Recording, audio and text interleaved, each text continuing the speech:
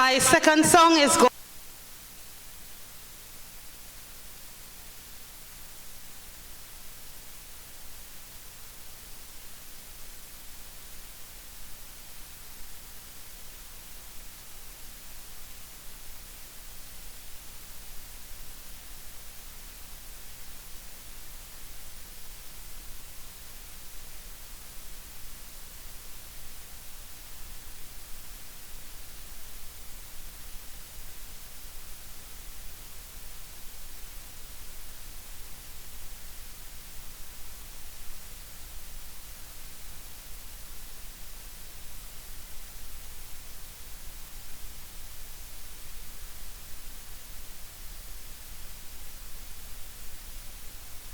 We need to rule out certain things because the cause could be medical. So the doctor involved will do a full blood count, they'll do the MRI scan and all that to rule out any medical cause, especially related to the thyroid and tumor as such. I remember one case in St. Anne's where the person was displaying terrible symptoms. And nothing adds up, like there were no history of mental illness in the family, And the goodly doctor decided to do an x-ray, only to find that that gentleman had a tumor in his brain. And after the tumor was removed, the person was almost back to normal. And interestingly, I met another case in England where this teacher was very brutal towards his students. In fact, he had a whip for every day of the week. So he had 5 whips. And sometimes when you go to him, he'll ask you, which whip you want? And he ended up being violent and abusive to his wife. And then one day he collapsed on the job and died. But in England, once you die under suspicious sort of situation, they do a post-mortem, only to find that this poor gentleman had a tumor in his brain. And that might have led to his violent and abusive outbursts. I saw a young man a couple years ago in Trinidad here beat one of his colleagues so badly that his father had to take him out of school for fear of him repeating his violent tendencies.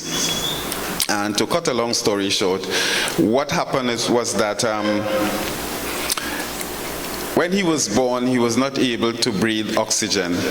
And we know that the brain is the most sensitive organ in the body, and if it does not receive oxygen, within 3 minutes it starts to die. So a lot of the violent behavior was associated with his brain damage. So it stands to wonder, some of the violence that goes on in Trinidad, perhaps we need to look further than just punishment and shooting them down. So that's another situation, and that would come under trauma, anoxia. Well, aging, we know, is where the brain is not receiving the amount of oxygen because of narrowing of the blood vessel and the lack of, or the reduced supply of blood to the brain.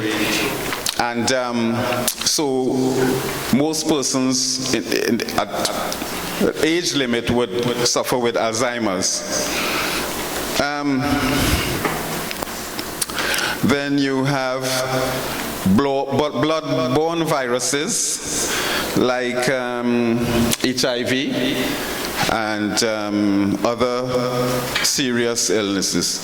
There used to be syphilis would cause severe brain damage, which would then eventually the person end up being mentally disordered. Predisposition is an important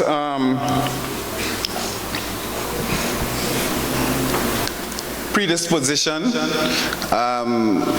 We hardly pay much attention to that, but what happened is that some of the researchers and neurologists claim that at birth we are not wired up mentally as we're supposed to. And because of that, we could be predisposed to a mental condition later on in life. Predisposition would also mean that you could be predisposed and live a good quality life.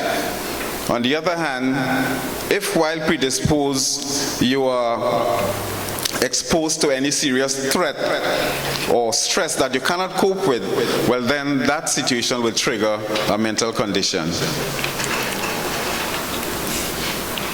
And that goes for stressful situation that you cannot deal with, or you have poor coping skills. Some researchers tend to talk about chemical imbalance. Now, although with the naked eye, the brain seems like a mass of tissue, but what it really is comprised of billions of cells. Each cell not joining each other, they are independent, but they are made to make contact by a certain level of fluid that flows between these nerves. Now when that fluid is reduced, or there's no more fluid, then of course those nerves die. And around that area, you would have some sort of damage taking place, which will manifest itself in the person either forgetting or not able to sleep, and these sort of things. Substance misuse is always a topic of concern, because most persons feel that if you take drugs, you get mad. Well, the thing is that mental illness, one of the main symptoms of mental illness is not able to rationalize the consequences of your action, so you end up making poor choices. So what happens is that as a matter of making poor choices, you are easily influenced into using drugs, and so you use drugs and you end up with after persistent usage, with drug-induced psychosis. Childhood incidents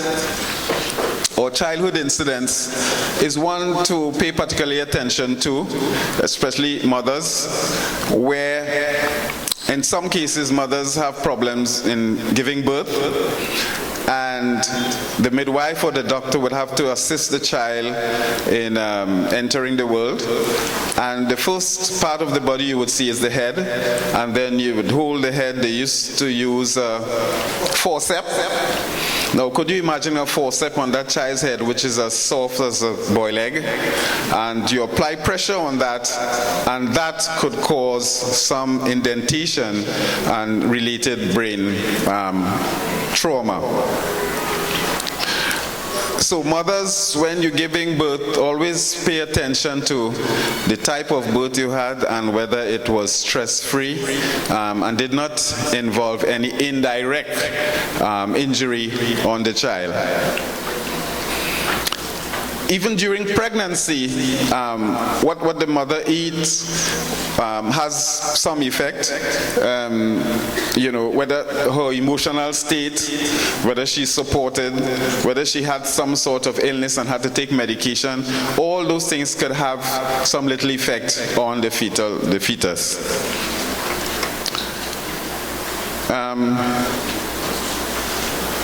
Next slide, please.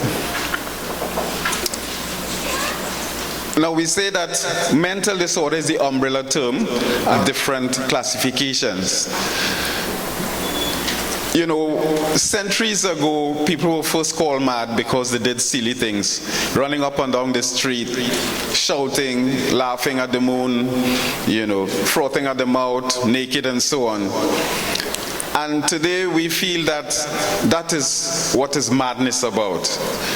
As someone said the other day, I never knew depression was mental disorder too. So, under mental disorder, you have various classifications. So we encourage people to say, well, instead of saying that person is mad, I think it's useful to say that that person has a mental disorder, because you don't know exactly what's going on. More so, you're not the expert. And when you refer to someone as mad, it is more negative, it is punitive, it's discriminatory, and does not support that person in their condition. So we tend to use the term mental disorder. So we have schizophrenia. Could anyone spell schizophrenia? No? Yes? You can? Uh-huh. H-I-C-O-P-H-I-N-I-A.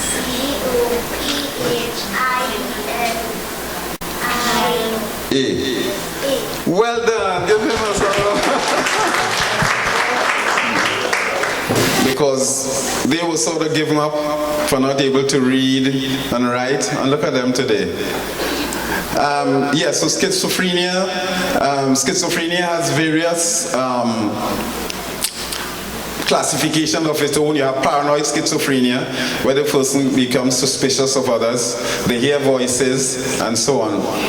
Depression, you know most about, is very common, and you're low in mood and hardly eat, or you eat too much, and just no energy to get up and do things. Don't want to get out of bed, especially early in the morning. And sometimes it feels like trying to get out of bed with an elephant lying on you. Anyone ever got an elephant lying on them?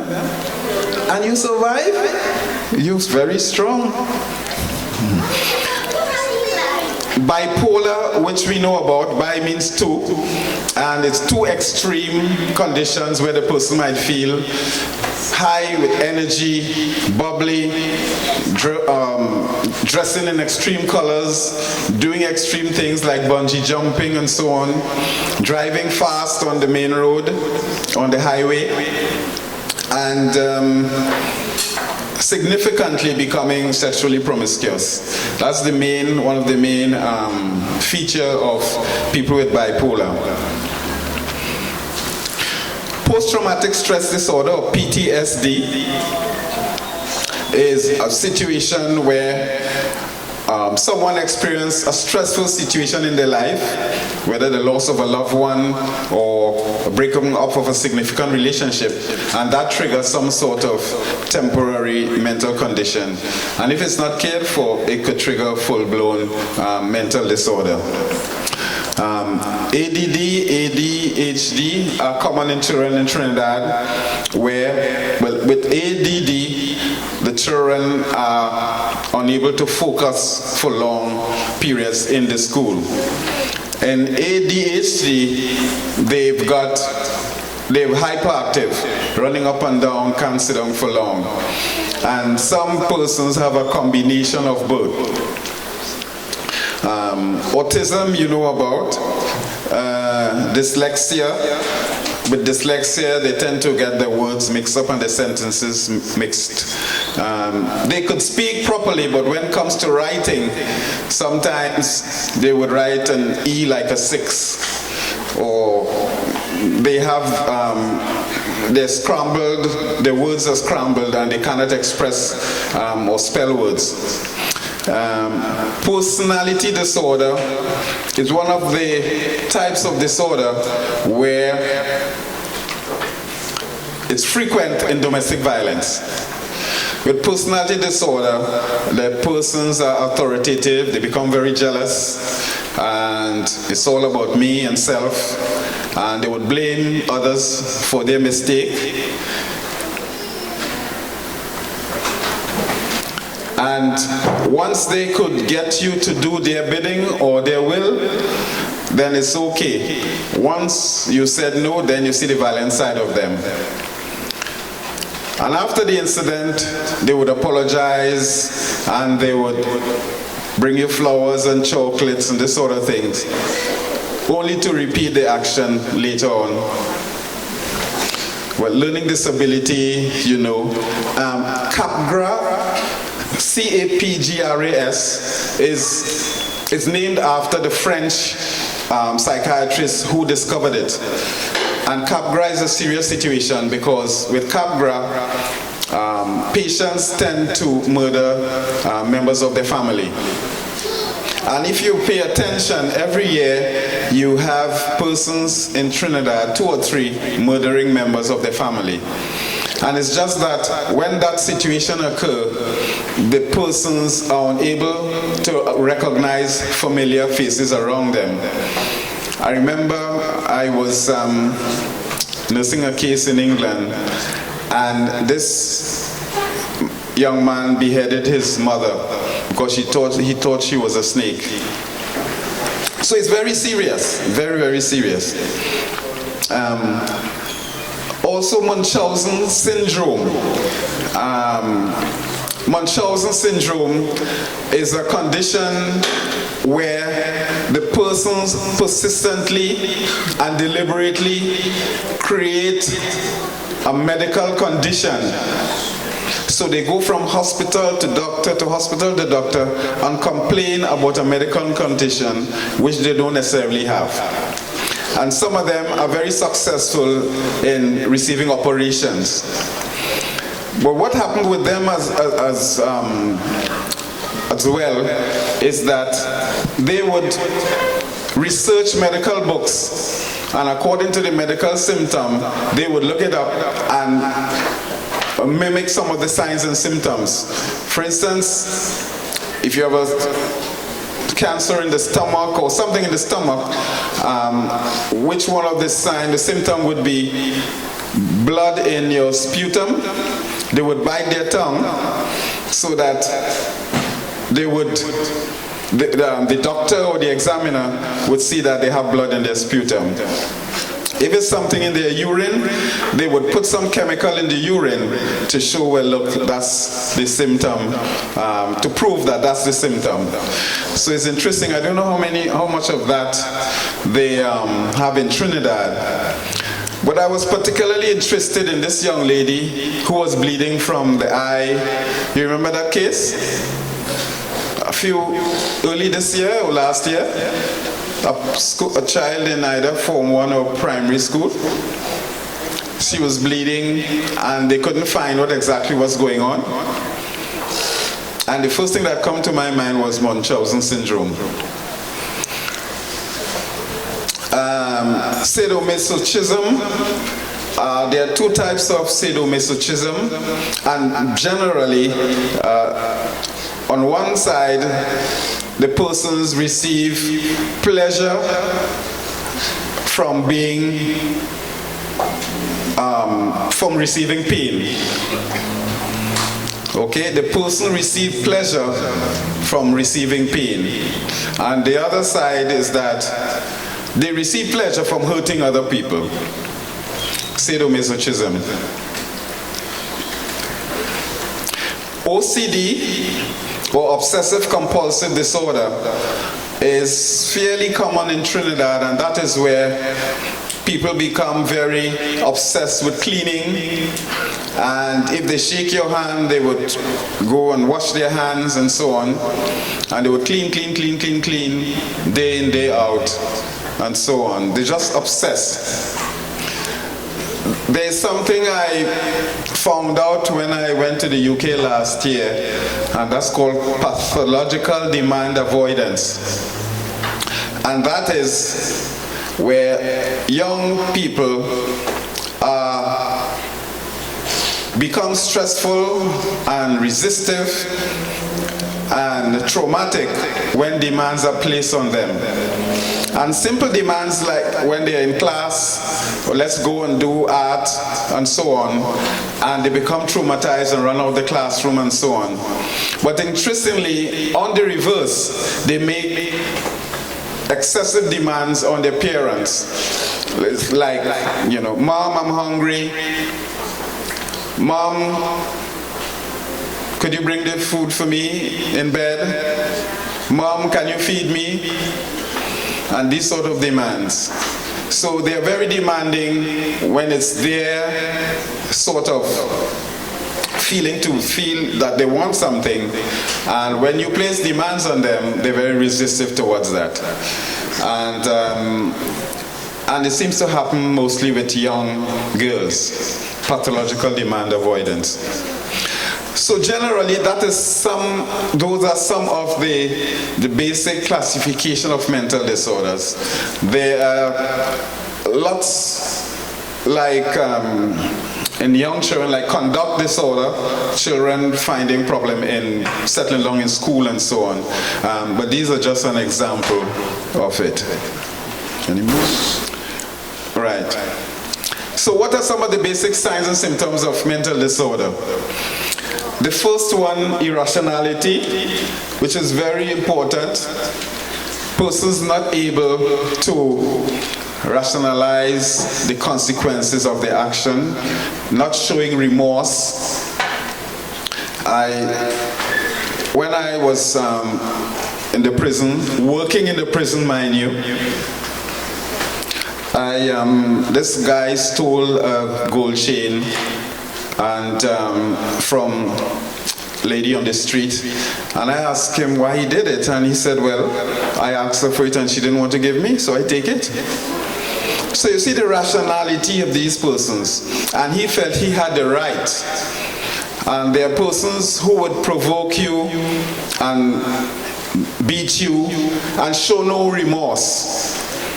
Okay, in fact they laugh and they seem to enjoy it, which borders on sadomasochism as well. Confusion is very significant in the early stages, where something is going on in your head that you cannot rationalize. Your head just feels funny, doesn't feel real. And you feel that your mind is controlled maybe by the television or the radio. And that is significant with schizophrenia. Your lifestyle will change to the extent, well, you cannot stay in one job for too long, so you keep moving from job to job, or you hardly socialize as you used to. In fact, you would isolate yourself, not wanting to come out, and if you want to look outside, you would pull the window curtain and so on.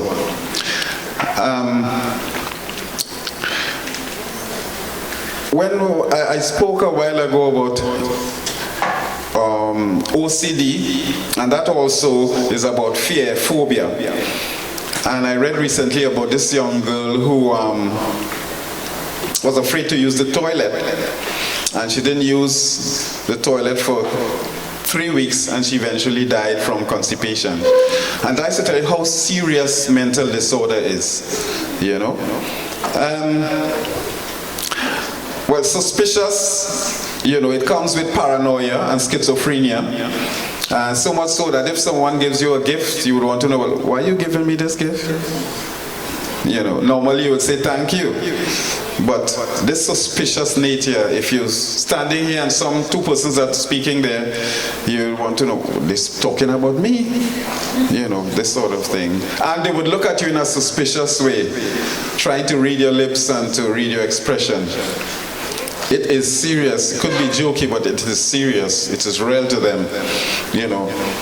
Insomnia, inability to sleep, you know, walking up and down, talking, laughing, accusing, you know, threatening, cursing members of the family. And could you imagine, you worked a hard day and you come home and you want to sleep, and this family member is up and down laughing and going from room to room and not closing the door, you know, they're slamming the door, badam, you know. And so it caused a lot of distress, so that it's difficult for family members to cope with them. Some of them might even end up on the street or abandoned in St. Anne's. Headache is one of the early signs of mental disorder, persistent headache.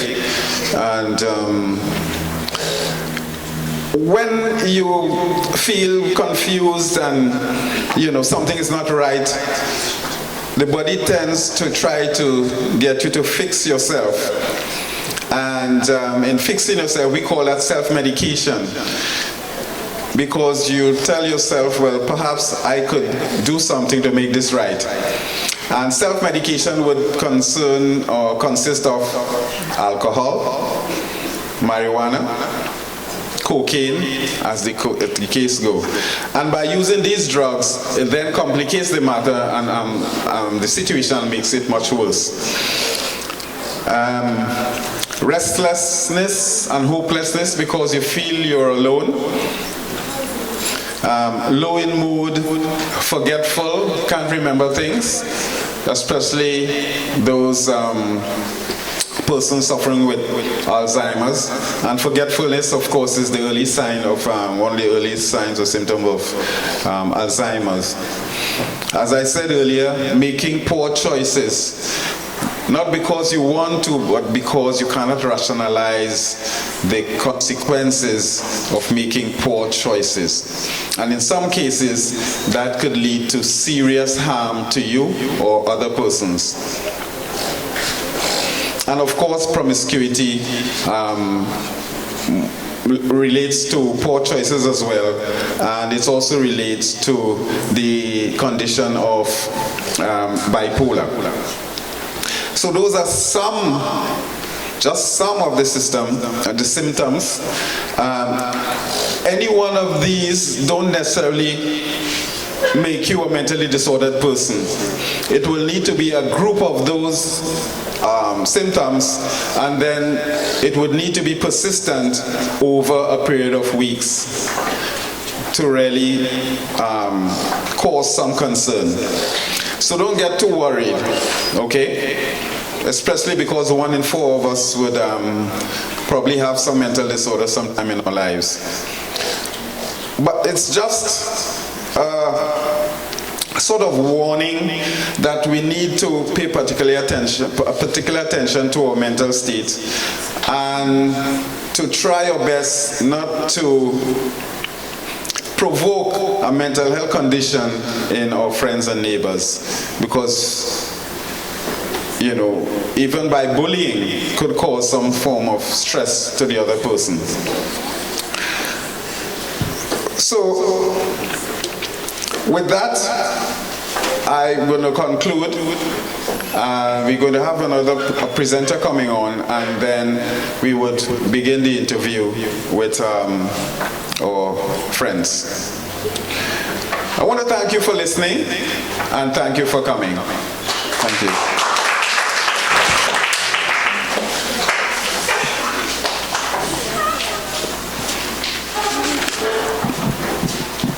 Thank you, Mr. Ryan. You all can give him another round of applause. That was excellent.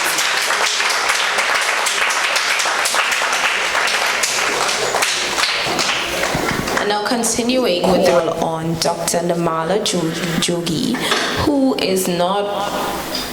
is Canadian and internationally certified. She studied and attained certification in Canada, USA, India, and Tibet. She works at House of Health, Preventative and Integrative Medicine, where she deals with women, men, and children health therapy, including mental health issues.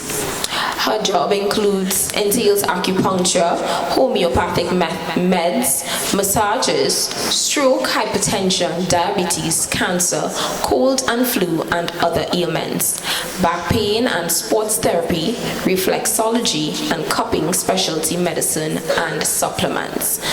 Please give a warm welcome for Dr. Namala Jogi. Thank you. Good morning. Original voice. I lost it in the rain and the storm during the week. So, welcome all. Can you all hear me very clearly? Yes. Okay. My name is Namala Jogi, Doctor of Natural Medicine. Today, I'm going to be talking on some reports on the use of psychiatric drugs and our mental outlook on health. Now, there are going to be some very strong things being reported on psychiatric drugs, and it is not meant to take you away from your thoughts or whatever it is, but they are very strong points, and it's coming from very professional people, and you may hear things that you have never heard before. So we're going to take it into the report coming in on psychiatric drugs. So the first part I have is from renowned CNN correspondent, medical correspondent, chief correspondent on CNN, Dr. Sanjay Gupta, and he gave a striking commentary in the year 2012, and most of us recall that there was a lot of shootings taking place in the US of A, where the Columbine shooting, we had other people in different schools, and at one time we had all these massacres taking place in the schools. So this is what Dr. Sanjay Gupta had to say, and I'll read it for you if you're not hearing it very clearly. So here's the video on Dr. Sanjay Gupta reporting on the use of psychiatric drugs.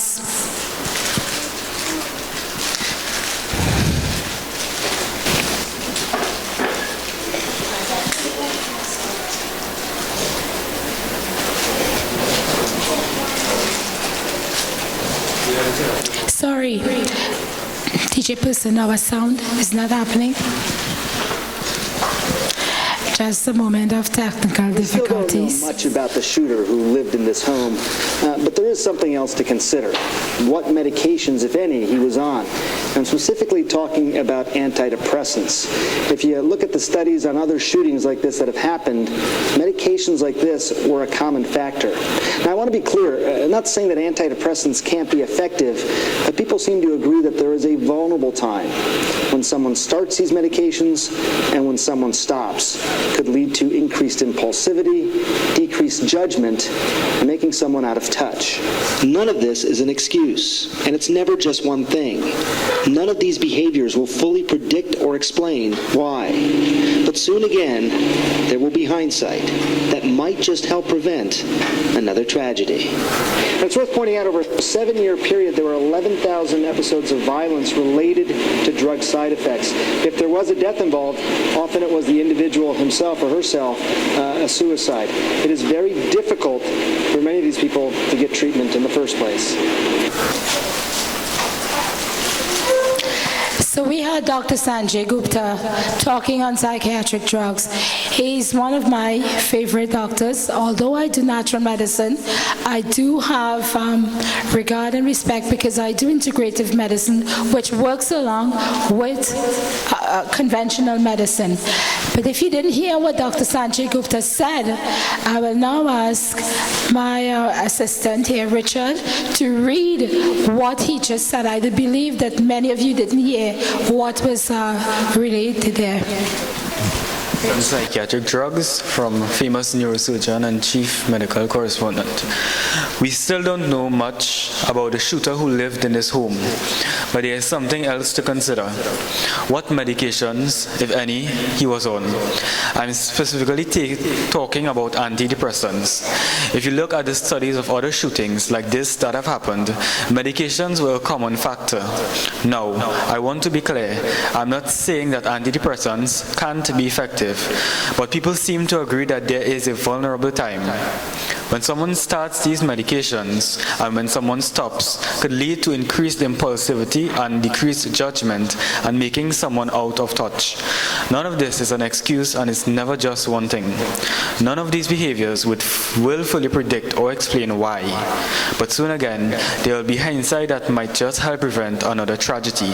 It's worth pointing out that over a 7-year period, there were 11,000 episodes of violence related to drugs side effects. If there was a death death involved. Often it was the individual of himself or herself, a suicide.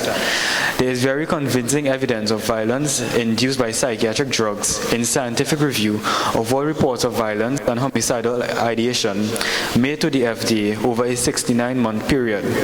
Less extreme behaviors such as aggression, belligerence, and less extreme were excluded. Out of 1,537 drugs that most clearly cause violence include Chantix, a smoking cessation aid, 11 antidepressant drugs, 3 drugs for attention deficit hyperactivity disorder, and 5 hypnotic sedatives, sleep aids, and tranquilizers.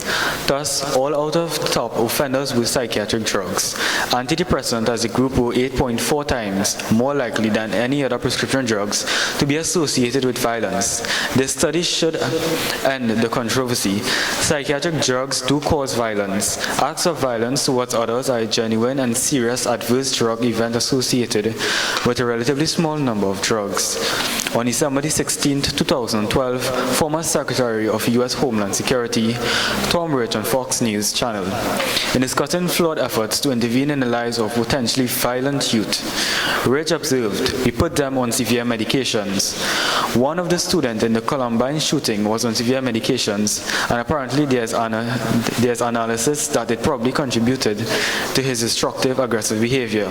The well-known antidepressant, including Prozac, which is fluoxetine, Paxil, which is paroxetine, and Zoloft, sertraline, suffering from medication-induced tremors indicating a degree of toxicity."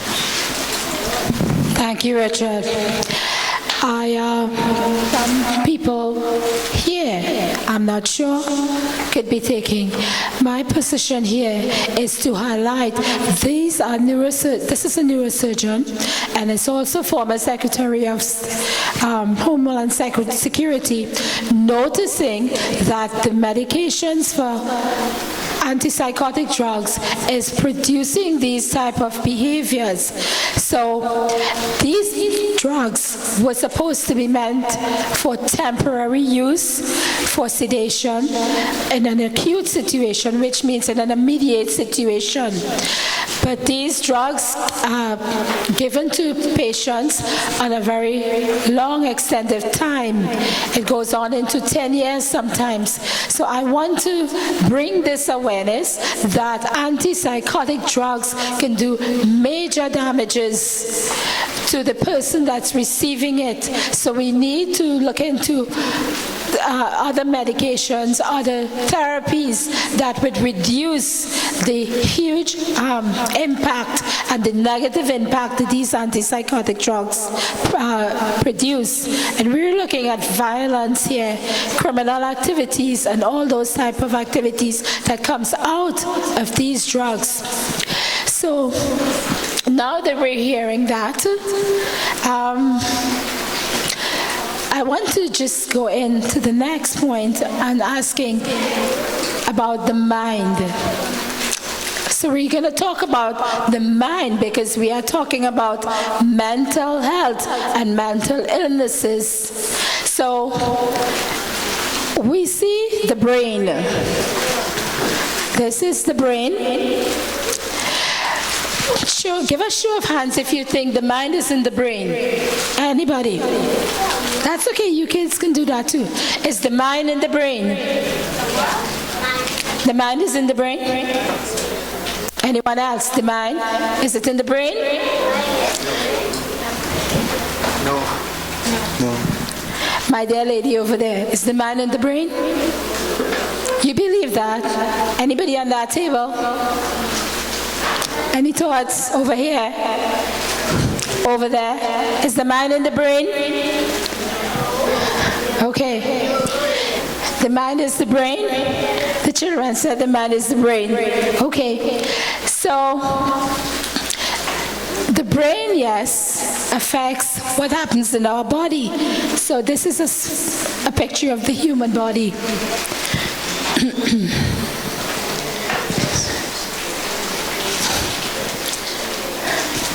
Brain connects to the body, it messengers, and it sends information down to the body and back. What the body is feeling, it messages the brain. And that gives the way in which it messages how we behave, how we function, our emotional state. It impacts all of this.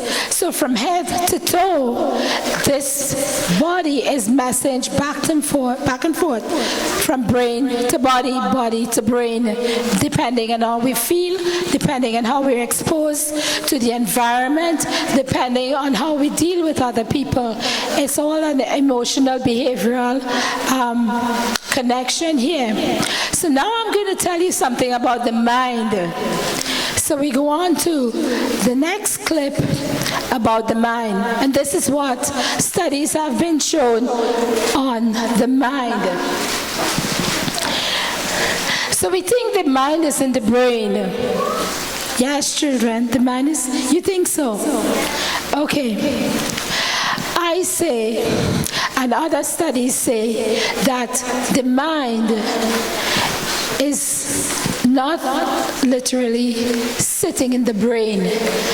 And why is that? Because the mind is not a physical thing. Can we see the mind? The mind. No, not the picture, the slide. Can we see the mind? Yes. You're seeing it in the brain, okay? Can we operate on the mind? Can we do surgery on the mind? No. Okay. Why is that, you think? Huh? Yes. So this is what I have to say about the mind. So children, this is what I have to say about the mind. Some people think the mind is in the brain, or it is a physical part of the body. Studies have shown that the brain is a physical object we can touch, feel, and see. It can be seen with the eyes, it can be photographed, and it can be operated on. But the mind, on the other hand, is not a physical object.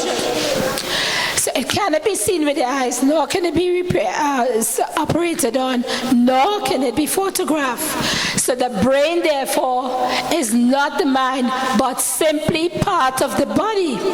And I have a reason for talking about the mind, because we are treating mental health, which is the mind, based on drugs. So, if nothing in the body can be identified as being the mind, because our body and mind are different entities. And why we say this? Because when our body is sometimes relaxed and we at rest, when we at rest, we have our minds darting. It's busy. It's thinking about so many things. But the body is sitting and the body is relaxed. But the mind is everywhere. So this is why we are saying the mind is not in the brain, but the mind is a part of the functioning of who and what we are. So this is the study that's shown on the mind. How do we treat a disturbance, as in mental illness, with all these very strong drugs? So this is where I come in with different therapies in addition to conventional medicine, and I do support an acute situation being treated on the psychiatric ward, or for the patient to have some attention in an acute situation. And then from that standpoint, we now move on into conventional medicine being supported by integrative, preventative, complementary medicine. So first of all, I believe conventional medicine is good in an emergency and an acute situation. So natural medicine is an adjunct to those things, because as Dr. Sanjay Gupta said, that he is not totally writing off antidepressants. He's just saying we need to look deeper into what antidepressants are doing. So these the modalities I work with. We look first into the lifestyle changes that we need to really discipline ourselves and adhere to help ourselves work and wean out of these medications sometimes. So I have a few aspects of treatment, and they go into clinical nutrition, homeopathy, acupuncture, massages, and osteopathic work. There's many other therapies that could be used, but these are just a few to help in treating people who are having adverse effects on medication. So, we need to look into the root cause, and in this case we're dealing with mental health. But I have come across on many occasions, I have treated a person who was having pain, a back pain, on a psychiatric ward in Toronto, Canada. The man went in as a mental health patient. He was on the ward for a couple of weeks, and one day he spoke to the nurse, and she said to him, she just had a conversation, what was happening. So he said to her, for a long time he was suffering with lower back pain, and it is so bad it's driving him crazy.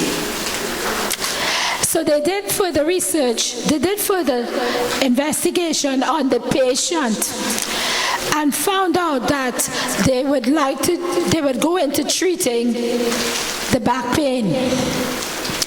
Guess what? The man did not have a mental health problem. He had intense lower back pain, and no one listened to him because some time ago he fell off a ladder, and as a result he had suffered some injuries. So sometimes we are not digging deep enough, especially here in Trinidad and Tobago, where we just think somebody's having some sort of irrational behavior. They're behaving like they're going out of their mind, and the assessment is they are behaving like they're crazy. So the psychiatrist write a prescription and send them off, possibly to Ward 1, and then it goes further from there. So I am saying, and others like myself, we are saying that we look at the person. I've also found that allergic reactions to certain foods can stimulate adverse effects of medication that we could be on. And that in itself could promote mental instability and mental imbalances. Are we hearing that? We could have an allergic reaction. If our skin is itching, doesn't it drive us crazy, as we say? If we are having pain, what happens? How do we feel? We feel like we cannot handle it and we cannot stand it anymore. So sometimes it can also be an allergic reaction. Well, I have found that out. I have treated in Toronto. I have treated in the US of A situations like this where it was an allergic reaction occurring and a further test had to be done to get the patient in some sort of stable place. Sometimes it's not a mental illness, but sometimes it could be, but further tests need to be done. So in clinical nutrition, we look at the diet, we look at the person, we look at what they're eating, and we formulate a chart and a way in which they could follow some protocol on what to do and how to change their eating habits. Second, we have botanical medicines, I personally have someone with mental issues as in schizophrenia, and I have used botanical, or what we say herbal medicine in that form of treatment. What did happen? The situation was reduced. The erratic behavior, the unthinkable things that he would do, all of that sort of stabilized, and he settled down and weaned off his antipsychotic drugs. Now, he was on a drug called Zyprexa or Risperidol at another time. The end result of it is that he got acute rheumatoid arthritis. His hand is now like that, and it cannot be straightened in any due course until he takes some severe therapies. So we have these situations. These treatments can also be used to help in relation, and they are compatible with antipsychotic drugs. Next, we have homeopathy. Homeopathy are small tablets, very small tablets in a milk base or alcohol base. Homeopathy is a non-toxic therapy. Non-toxic means it does not create adverse effect in the body. It doesn't, it creates more toxicity, which triggers other behaviors. So what is homeopathy? Many people in Trinidad has heard of homeopathy. So it's a highly diluted ingredient in either plants, in minerals, in animal substances, and that helps to stimulate the body. We have all heard that the body can heal itself, haven't we?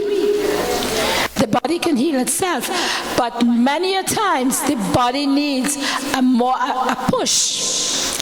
It needs something more because it's so loaded with toxins from all the other drugs that we're taking that we don't know how to deal with it, and we need to get rid of the buildup which sits in the body, and then all this mass confusion takes place.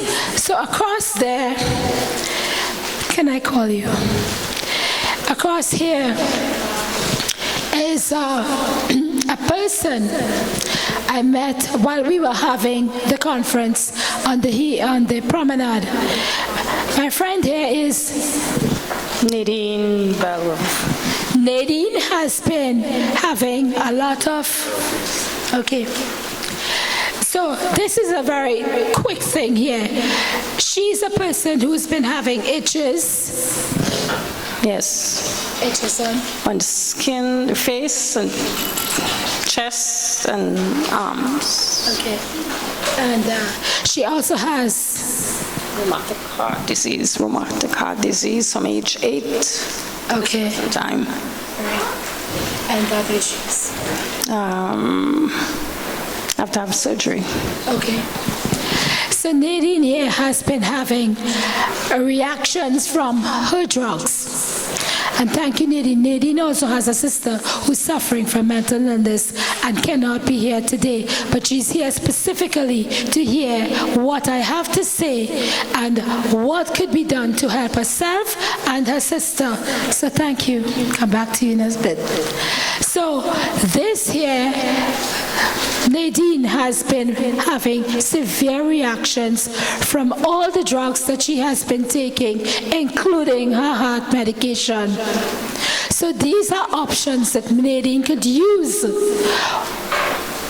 as an adjunct or as a side while she's still on medication. So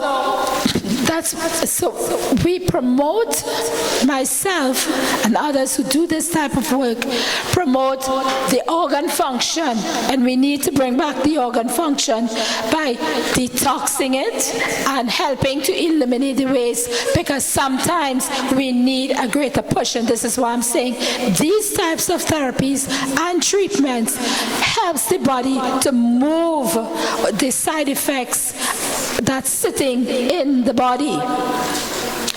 So these are the modalities, some of the modalities. The others means that I have to, when a patient comes, there's more intense, more in-depth assessment tools that we use to develop a treatment plan for a patient. So I encourage you to look and to tell others, tell your friends, tell family members, look deeper and not just go to the doctor and say, what does the doctor say? Well, I'm going to write a prescription. Go home and try this and see if it works. That's what the doctor said. Is that true? That's what the doctor is saying. So these are the modalities that I have.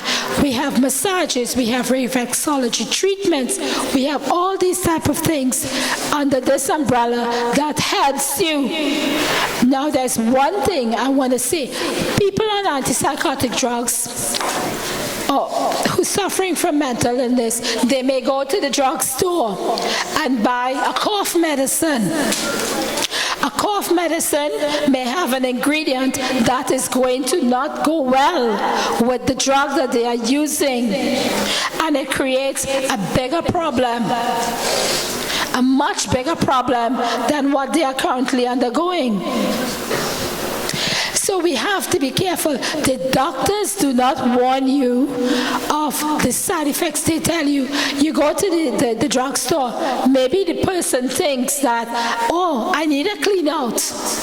I'm going to go to the drugstore. The pharmacy gives you some medication, some detox tablets, and does not concern himself with the antipsychotic drugs that you're on.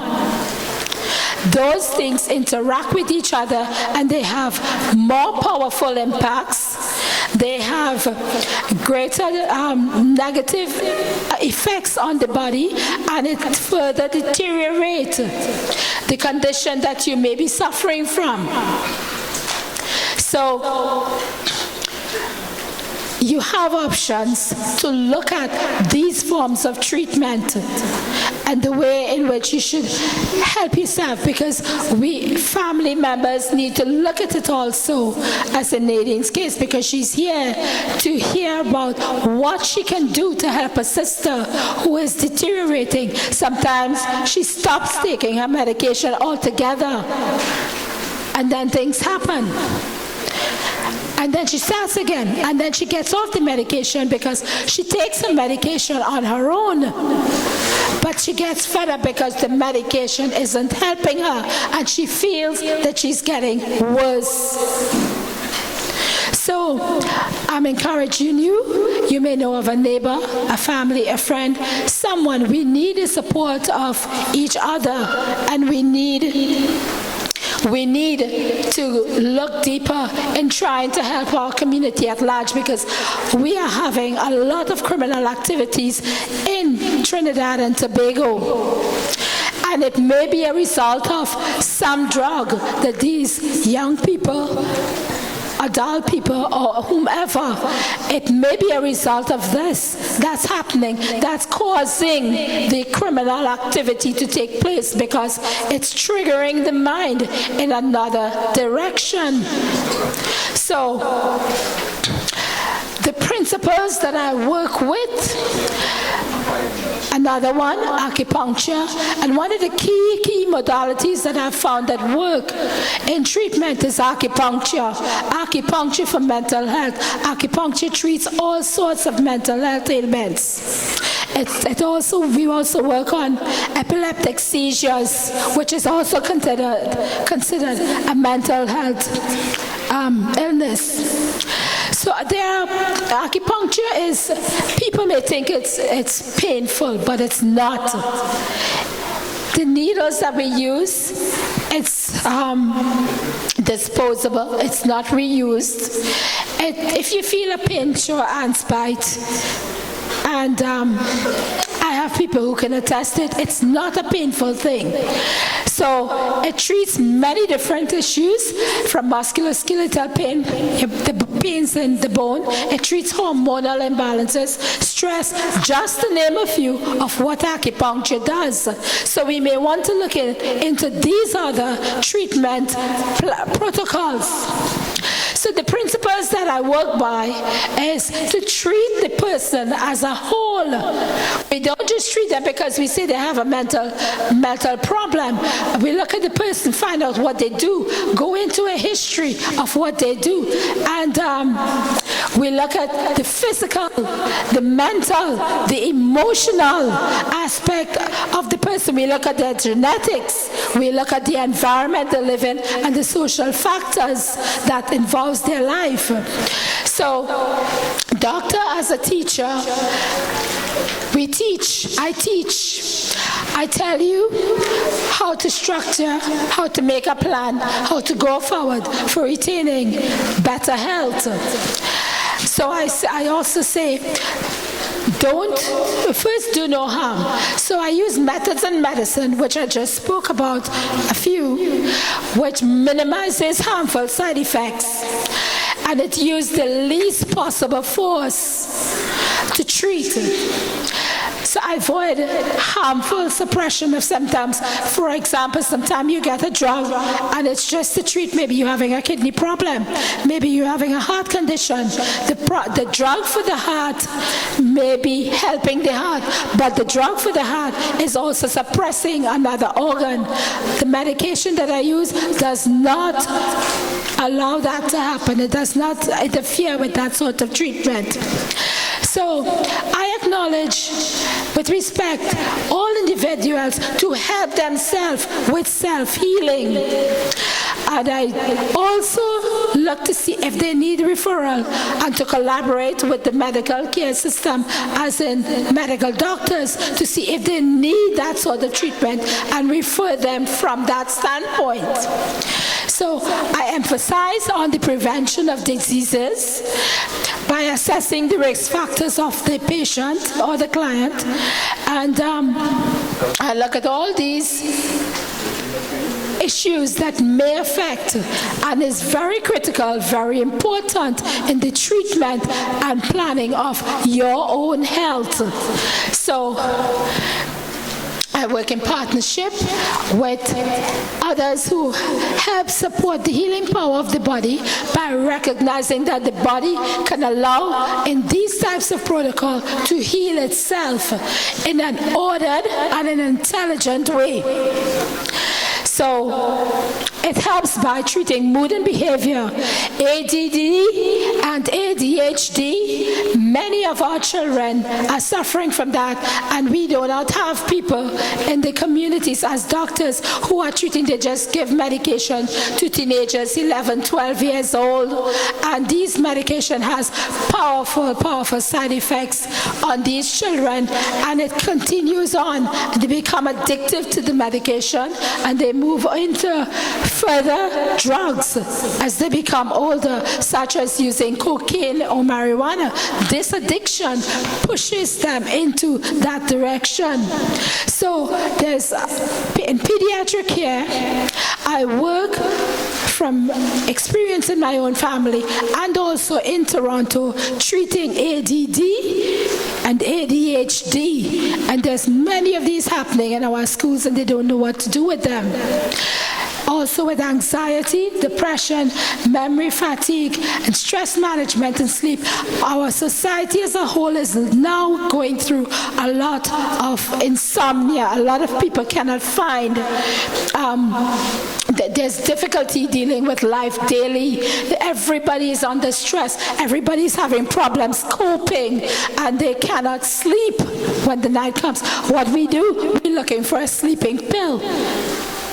We're looking for a sleeping pill to fix it, and then we're looking for a pill to wake up. So how many pills are we going to be on? So I also deal with pre- and post-operative care before surgery and after surgery. In addition to that, I also look into postpartum depression. That's a very, very big thing that's happening in our society. It's a natural process. It's a natural process. It means that something is happening in the body of a woman who's having a baby. And she needs certain care because she's losing a lot of fluids and a lot of other things in her body while she's going through childbirth. Naturally, sometimes it may affect the mind. So that is also treated naturally.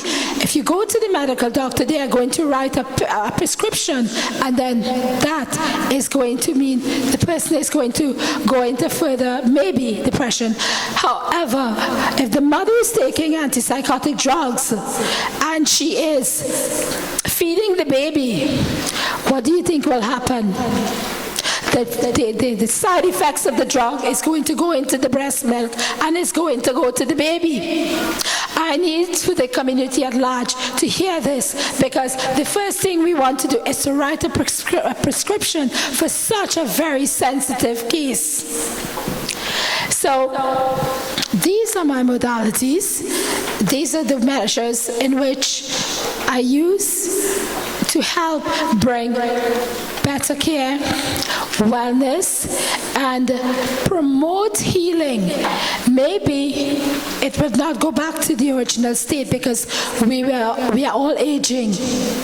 We are all getting older, and as we get older, things do not work in our body the way they do. They should, as when we didn't have the disease. So we may get some help with these type of treatments, and it helps to negate major side effects and further deteriorate our health.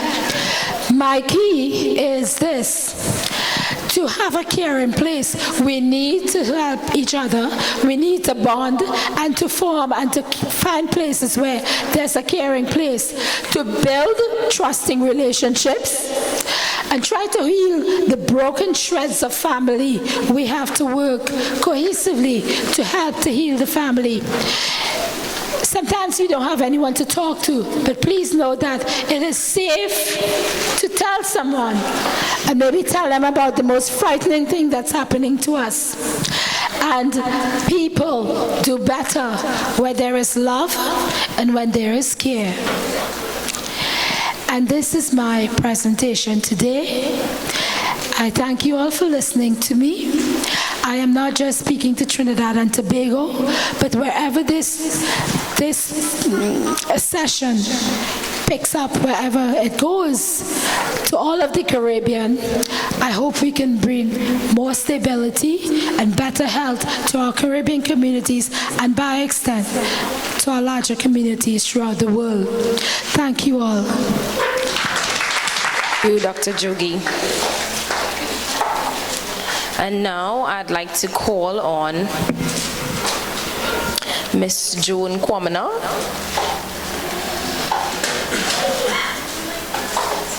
who will come and give us a rendering of 2 songs. Please give her a hearty round of applause. Good morning, everyone. Today is truly a blessing because we all face so many different challenges in life.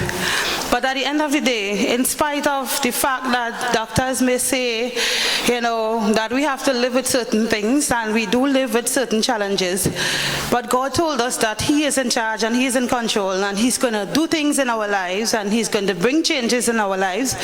So my first song will be entitled, He'll Do It Again. Because I've seen God do some things in my life and in my children's life that most people think, well, it is beyond extraordinary, but nothing is too much for our God. You may be down and feel somehow God has forgotten that you are faced with circumstances you can get through. Right now it seems like there's no way out and you're going under.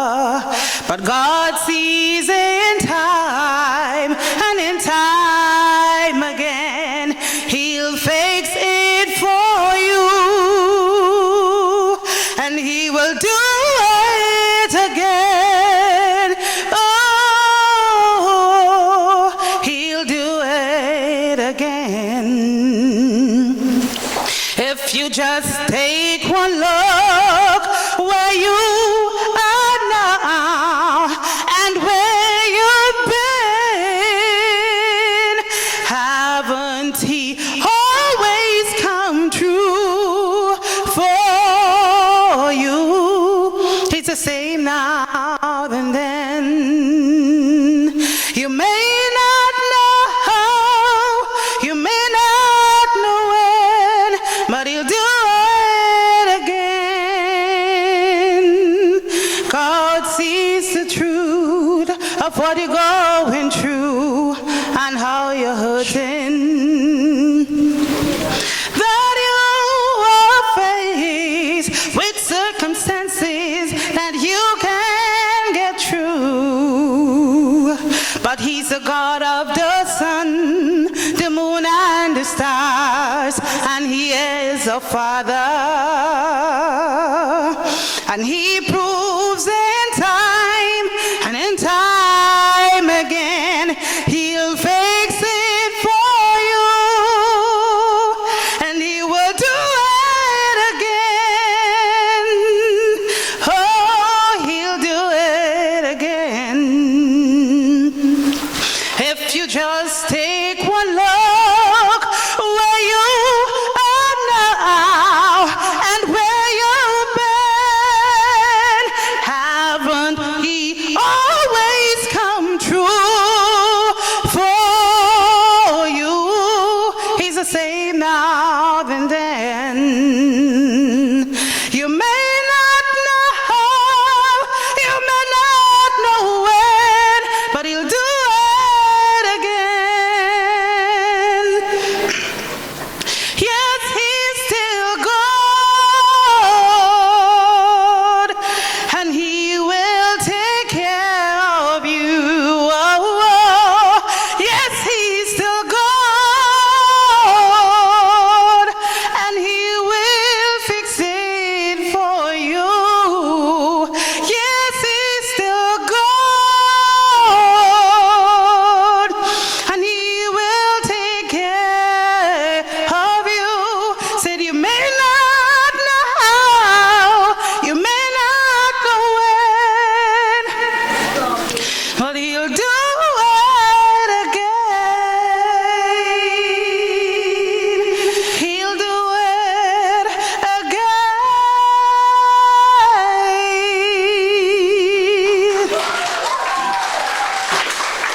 My second song is go. So many times people condemn us, people criticize us, even without knowing who we are. But God knows who we are, and he said he's going to do all things again. My focus always on what God could do, because I've been to hell and back, and I'm still here, and I'm still going strong.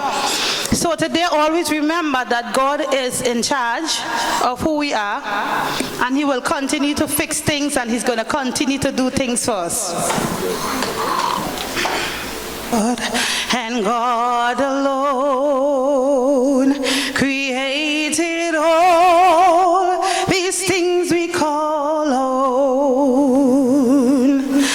From the mighty to the small, the glory in them all is God's, and God's alone. God and God alone reveals the truth of all we call unknown. And all the best and worst of man can change the master's plan, because he's God and God alone. He's God and God alone. He's fit to take the universe's throne. Let everything that live reserve its truest praise, because he's God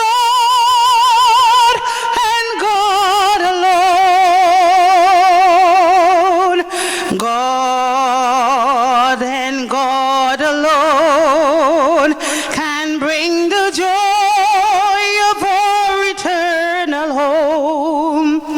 For there will be no desire, my heart may never tire, because he is God and God alone. He is God and God alone. He's fit to take the universe's throne. Let everything that live reserve its truest praise, because he is God and God alone. He's God and God alone. He's fit to take the universe's throne. Let everything that live reserve its truest praise, because he's God and God alone.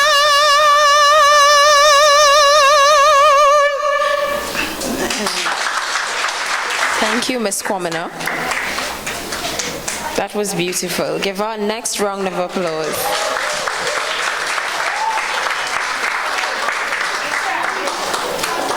And now I'd like to call on Mr. Carl Ryan, who will conduct the mental health interview. Give him a round of applause as he comes. Thank you.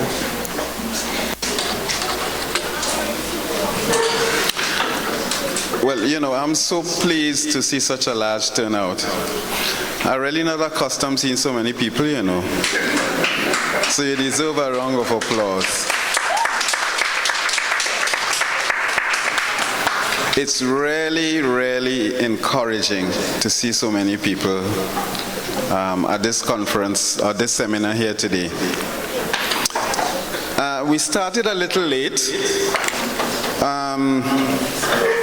So, because I'm sure you're not as hungry as you can be, who's hungry? No, I don't believe this. I don't believe this. And you all been eating all morning? No? All right, okay. Okay, well, we'll get some food for you all in a while. So, what we'll do, this is a very important segment. We start a little late, so we'll go just a little over, seeing that we've been having snacks along the way. So what I'm going to do is to conduct short interviews with Daman, Roger, and Jim. And you have paper and pens and so on. So what you're going to do, based on what you hear, based on your own perception of mental condition, based on questions you may have in your own mind, you would ask these persons questions, any type of questions. And this is a fantastic opportunity to ask any sort of question and to get real answers. So, first of all, I'll start with Jim. Then I will go on to Roger. Then I would talk to Damon. I'm talking to Damon last because Damon. I'll talk to Damon last because he's the most unique situation. He has a loving wife who cares about him and supports him. So it'll be nice to hear from a carer's point of view, how do you manage with someone who has a mental condition?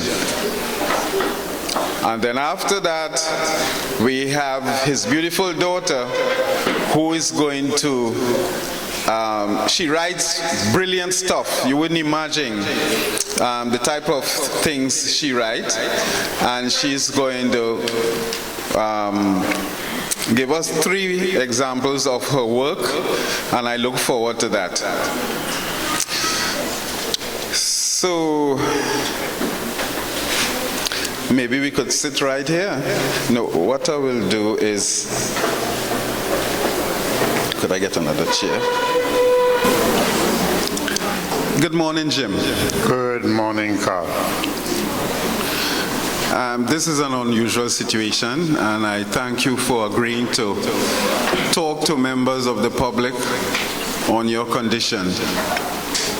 You're welcome. Right. What I'm going to do is to start by asking you, do you have a mental condition? I have a mental condition. It is a disorder. And as far as I could tell, professionals have said to me that what I have is called schizophrenia. Good. Are we hearing? Good. Schizophrenia. Do you have any idea what schizophrenia is? Well, I've had many explanations, and I have come to the place where I'm waiting for the next explanation, because this condition, I became aware of it in 1958, and they have kept changing how they describe it. So I'm waiting on the next description. I have no explanation for what schizophrenia is. Interesting. How far back can you go to realize that you had a problem? As far back as I can recall, in my early childhood, I knew that I was different. I'll give you an example. My mother was telling me the story of Little Red Riding Hood. And when she got to the place where she was telling me that Little Red Riding Hood was asking the wolf who was dressed up as a grandmother, "Grandma, why are your teeth so long?" I said, "Mommy, I don't want to hear anymore." I was scared out of my wits, because to me, Little Red Riding Hood was going to eat the child, and I didn't want to hear anymore. Now we're talking about how long I know I'm different. The next thing I asked my mother, "Mommy, how does an atomic bomb work?" She said, "What's the matter with you? You don't want to hear about Little Red Riding Hood, and now you want to know how an atomic bomb works? Go to sleep." That "what's the matter with you" made me know that I was different. I knew this was a childhood story and children used to enjoy it, but I didn't want to hear it. Now there was another thing. One day she said to me, "Today is Good Friday." I said, "What is Good Friday?" She said, "I will tell you in a little while. She dried her hands, came inside, got a black book with some red edge. It was a Bible. And she turned somewhere in the Bible, and she started to tell me about a man called Jesus. And she was explaining how they were nailing him to a cross. And I said, "Mommy, I don't want to hear anymore." She said, "But this is useful to you." I said, "I don't want to hear anymore." I couldn't stand to hear how Jesus was crucified. At the end of the day, Red Riding Hood escaped and came to be effective as a person. At the end of the day, Jesus rose from the dead. But for years, I didn't know that at all, because I didn't want to hear how they were killing Jesus or how they were killing Little Red Riding Hood. Jim, what about your school days? I was what you Primary call school. bright, but I didn't know the difference between a P and a 9. Do you still know the difference? Do you know the difference now? I don't know the difference. I have a trick I was used to be able to write a 9. I don't know the difference. I know the difference between a P and a Q. The P, I could make a P at will. I could make a Q at will.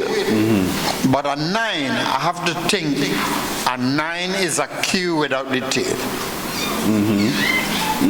I don't have an independent understanding of what a Q is.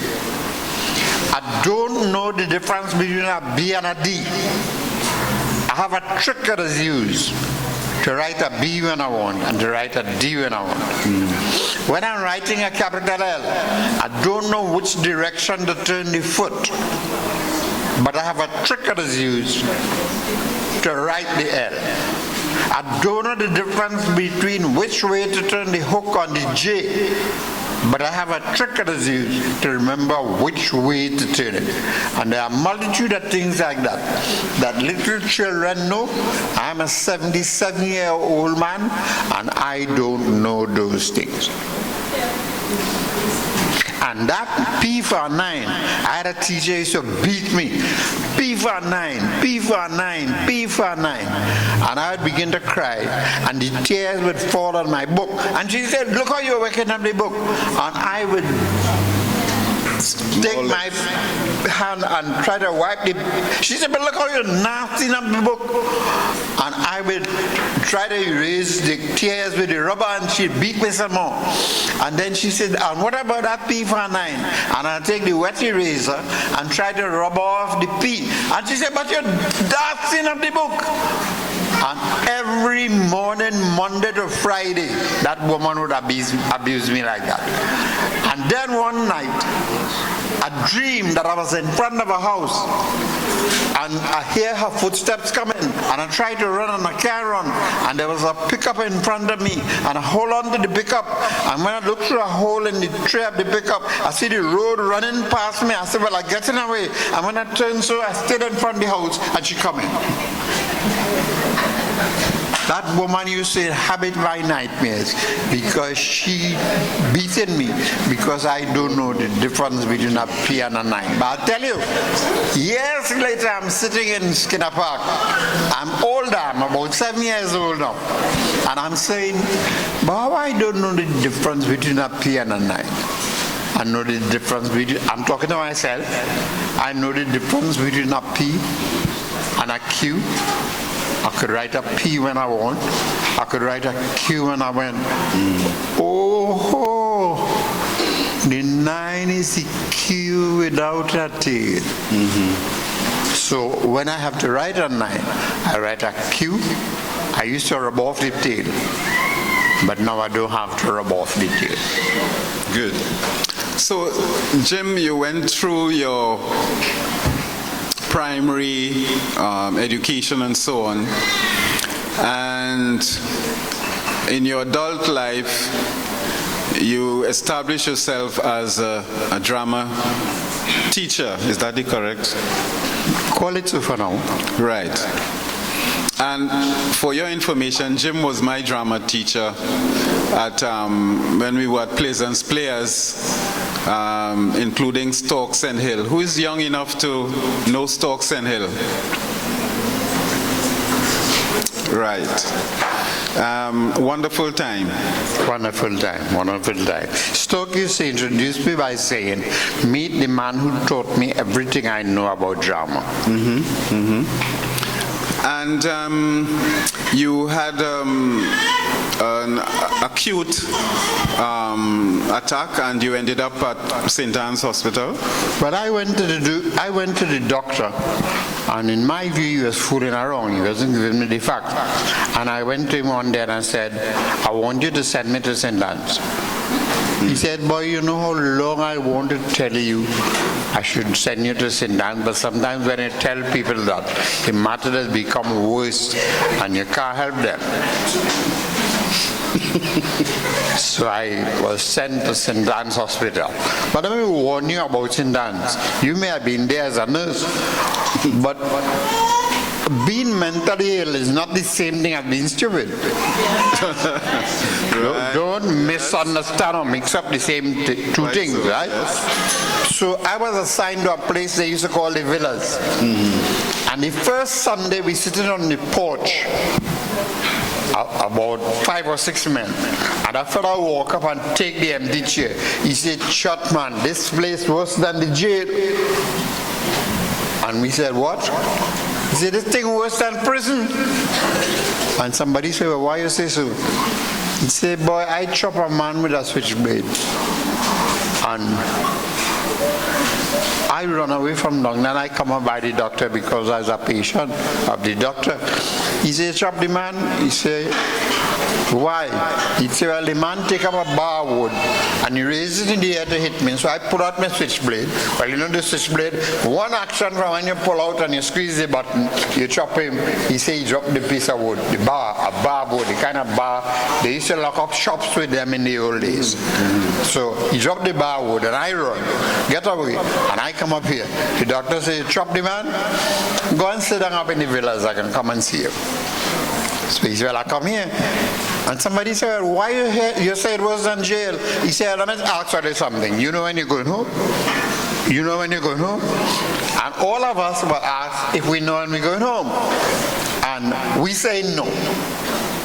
He said, "If I had to go to the magistrate would have sentenced me, and I would have known when I go home. I tell all you, this place was than the jail." True. True. But in spite of your mental condition, you were able to hold on an important job. How did you manage that? Well, that was simple. I started to misbehave on the job. And one of the managers marched up to me.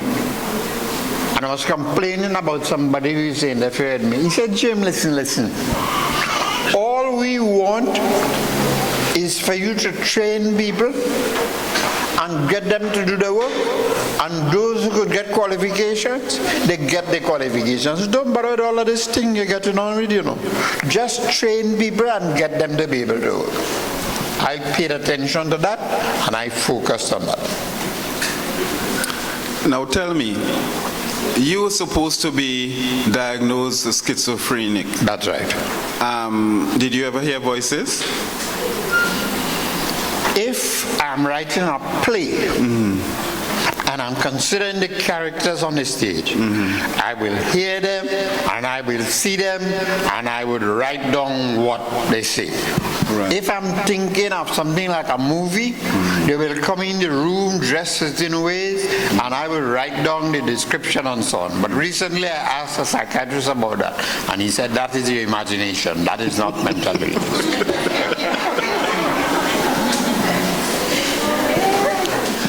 Anyway, the brain has this fantastic ability to, what's the word? Compensate, and in some situation, overcompensation. So, what I believe is that because of Jim's brain situation and their limitation in one area, the other area is compensating. And when you look back at the history of humanity, you would find that a lot of, or perhaps most of the great men and women who have walked this earth would have had some form of mental condition. Shakespeare, Van Gogh, closer to home, Catherine Zeta-Jones, Sinead O'Connor,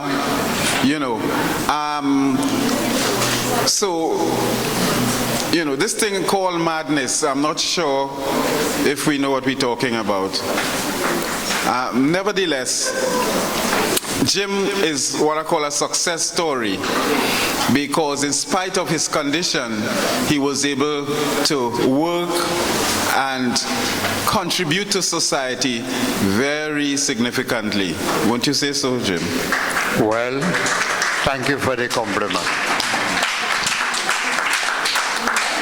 A few days ago I was in a school and they were having a science fair and I was sitting in the room and a retired mechanical engineer was going to do a demonstration of certain things involving science. And he said, I am with the Jim Grace Foundation, and we want to do a demonstration for you. But the foundation is named after a legendary trainer from the oil industry. He's sitting at the back of the room. But never mind that now. Let me show you the demonstration.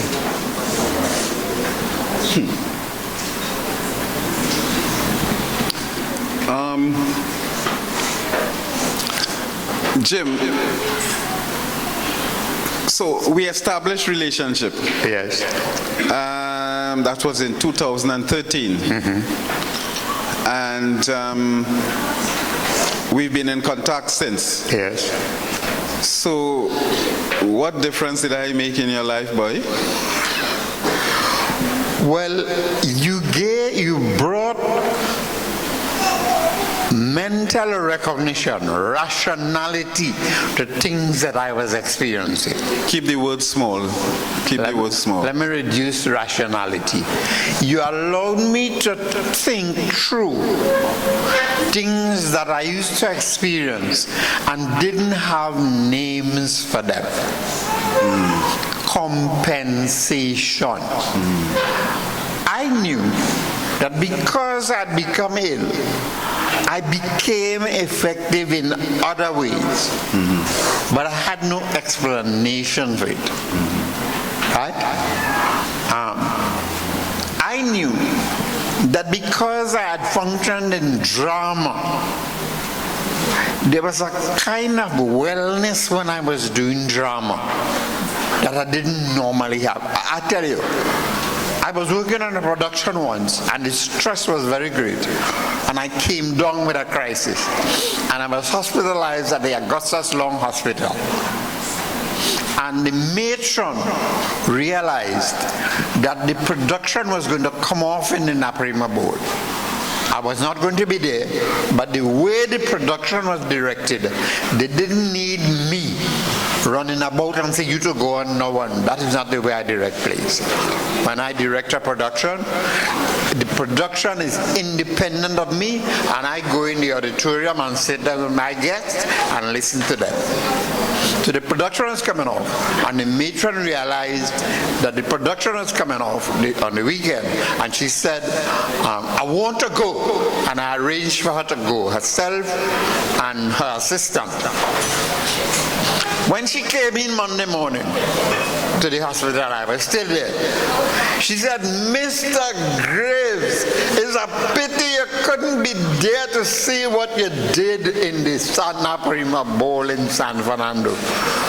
Anyway, maybe that is not what I wanted to say, but I have you here, and I'm grateful for what you have done. Thank you so much. Thank you. Thank you, Jim. Could we have another round of applause for Jim?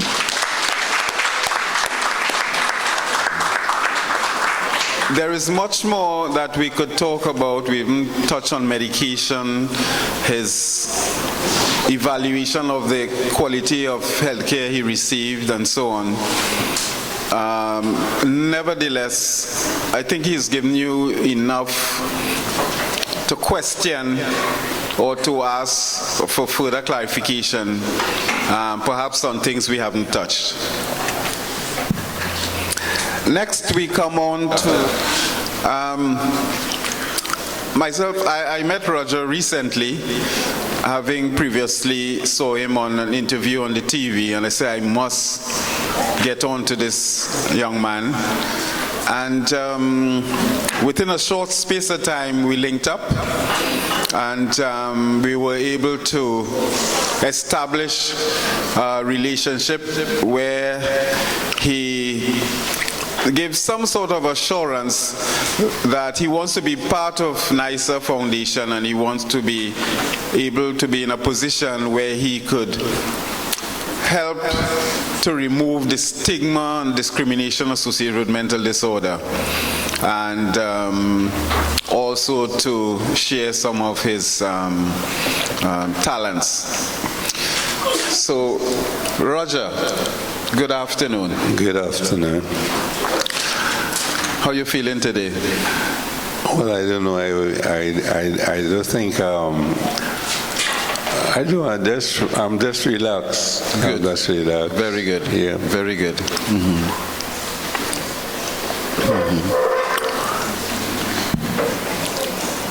Could you shift back a little? Right.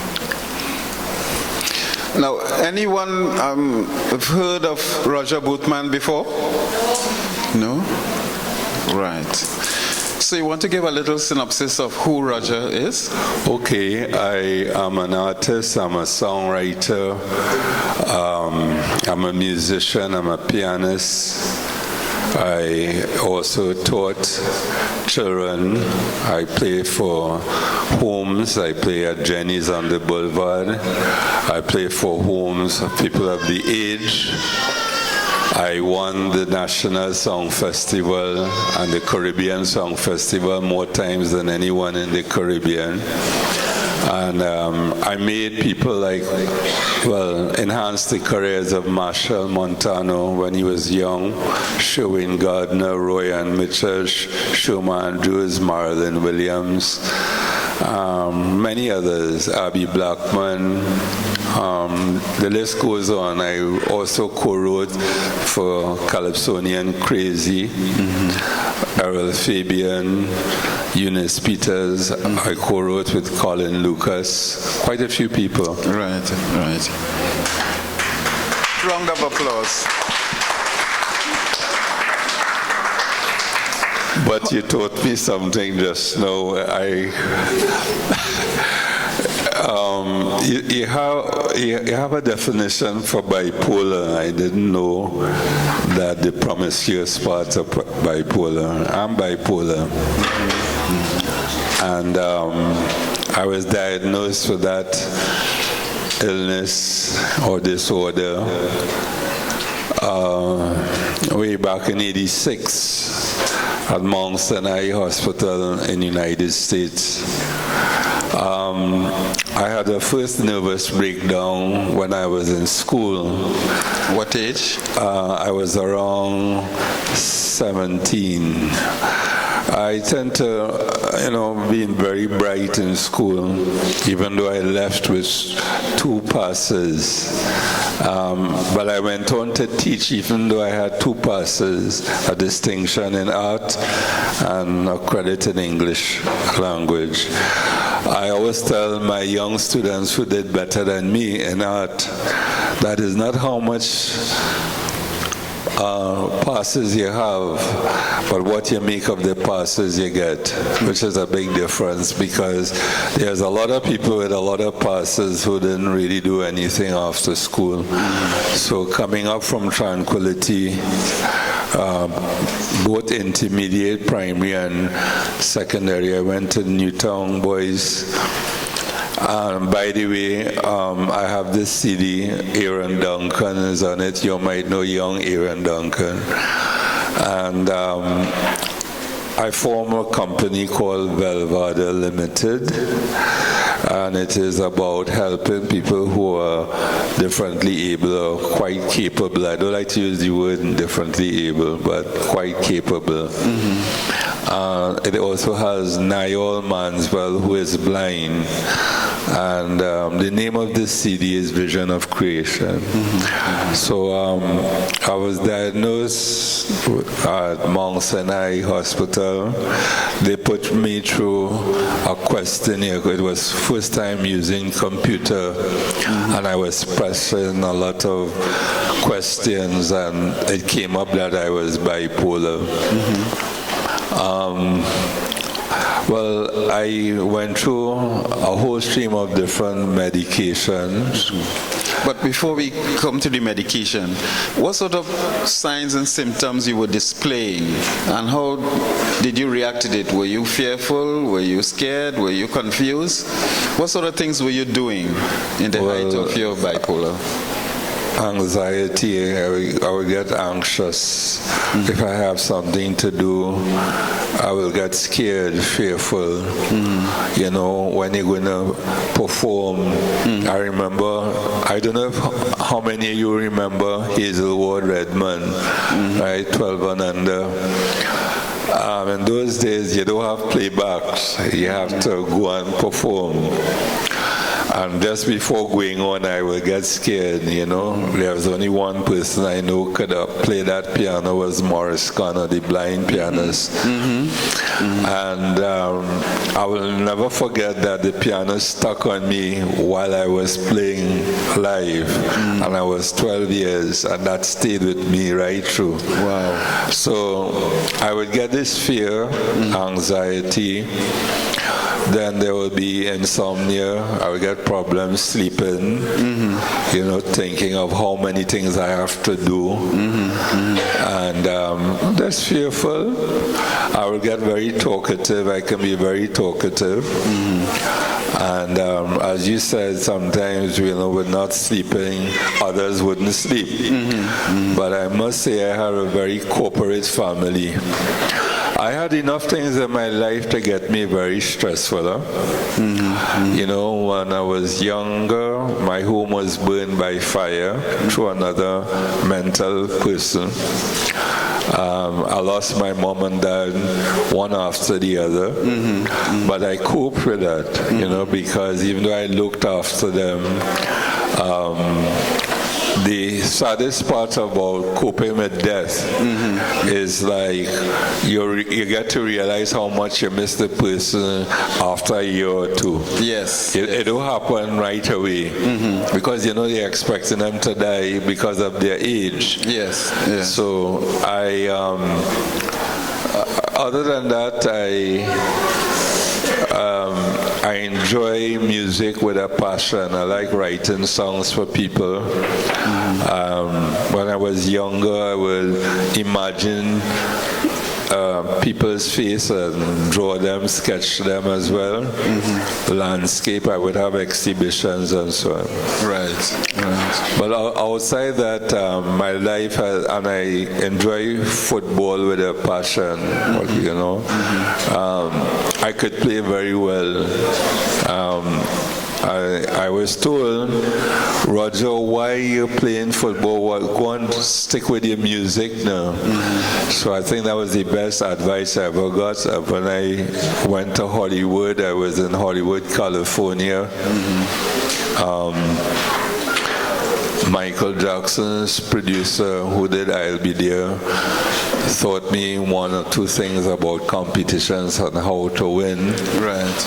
And I effectively did it, you know. I wait until I'm inspired by God to write my words to my melody. Someone might know this song. Right. Sunday, Monday, Tuesday, Wednesday, Thursday, Friday, Saturday, I'll give the world my love. No, Royan was just 12 years, and that was one of my very greatest feelings that I ever had, to see a young girl performing in a Peter Reggie's concert. I would go to all these. A lot of people don't know too that I'm part of the Nazarene Church. I was born again in 1999, and I haven't been ill for a while now. I wouldn't say I any irrational and anything else. What about the medication? How do you survive with the medication, the present medication you're on now? Well, two things happen. Some people don't like to take medication. Who does? I don't think nobody likes to take medication, but there are those who like to take too much medication. So I guess I'm in the border. I know what I have to take. And if I get any side effect, I will let my doctor know that the Cogentin, which is just like Artane, Cogentin is for side effects. If my face kind of twists, I have to take some Cogentin with a lot of water to get it straight. But I am in something called Epilim, which is like Depakote. Now, Depakote is really sodium valproate. Yes. But I quite agree with you. Our health system is not good. I also think that there's a lot of work needed where the social services, I think some of them are just having a job. They come, they get paid, they look good. The young girls who are social workers, they look nice. That's about it. They talk to you, and that's it. I think the real problem in mental illness happens in the home, and it's not necessarily the person who is mentally ill, but the people who trigger off things that could cause mental illness. Like for instance, I've noticed when I go to the Pembroke Street Clinic, this mother would beat this boy up. And this is the boy who going to see the psychiatrist, but the mother needs to be seen about because, there's also hereditary. So in my home, I would say it's hereditary because I have a brother who is like a bedroom bully. I can tell you I went to St. Anne's Hospital. How many times? I went twice. Once I admit myself in because I said, look, I can't stand, there's more mental illness outside the hospital than inside. All right? There's a lot of people in the job place, a lot of stress. They bring on more stress at work. Imagine I playing at Jenny's on the boulevard, and I'm playing piano 4 hours non-stop. Right? Can you play 4 hours non-stop? Because people, if you make a mistake, they must know you make a mistake. The waitresses throwing plate on the piano and they're quarreling, and I playing, and I'm in a room separate from the people who I'm playing for. So I realized that, they have more mad people outside than inside, because sometimes you go in a corner in the hospital, you see a man talking to himself by himself, quiet. He peaceful. Right. But outside you have these characters, you don't know what they're thinking about. But I remember the first time I went, I was painting. I like my mom so dearly, I would do everything to please my mom and my dad. I'm balanced. I like my dad and my mom. And I was painting the wall because she was away. When she come home and she see the paint all in the ground and thing, I'm trying to finish up everything. My brother say, come here, and he wanted a fight and carry on. Next thing I know, altercation start, and they call the police. And then, they said that, I have a mental problem, and I went to St. Anne's. But something is wrong with our psychiatry, our psychiatrists. They look down on the patients, and when they see them in public, they pass you straight like if you're some animal, And especially, I don't want to call no names, but there's one particular young doctor. He feels it's the best thing better than sliced bread, And really and truly, the social service needs to back up in Trinidad because they have to come into the homes. The homes is where the problem lies, and many people life, But I am lucky that I have a good spiritual rapport with that man called Jesus, and that has been the center of my life. I do intercessionary prayers. I pray on behalf of people, and I get my blessings that way praying for people. I think that's the best thing that could ever happen. Well done, well done. Ladies and gentlemen, Mr. Roger Boothman. Thank you. Could you come on this side? Thank you, Roger. Now, I remind you that NISA Foundation focuses on positive mental health. And what could be more positive than that? And a lot of persons in the community tends to think about madman and madwoman running around naked, grabbing people's food, cursing, pelting, and so on. that might be so, but that is the tip of the tip of the tip of the iceberg, you know. A lot of persons in high places moving around with mental condition, and you don't even know. I would know because I'm more aware of the situation, but you'd be surprised the amount of persons in various areas of society with significant mental problems. Can I ask a question to Mr. Guzman? Yes. Which one of the brothers took away from San Fernando one of our queens who was a king?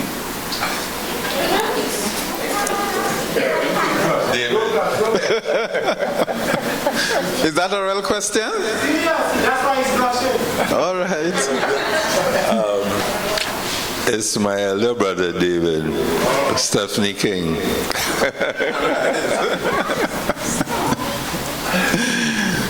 Now, what's going on, boy?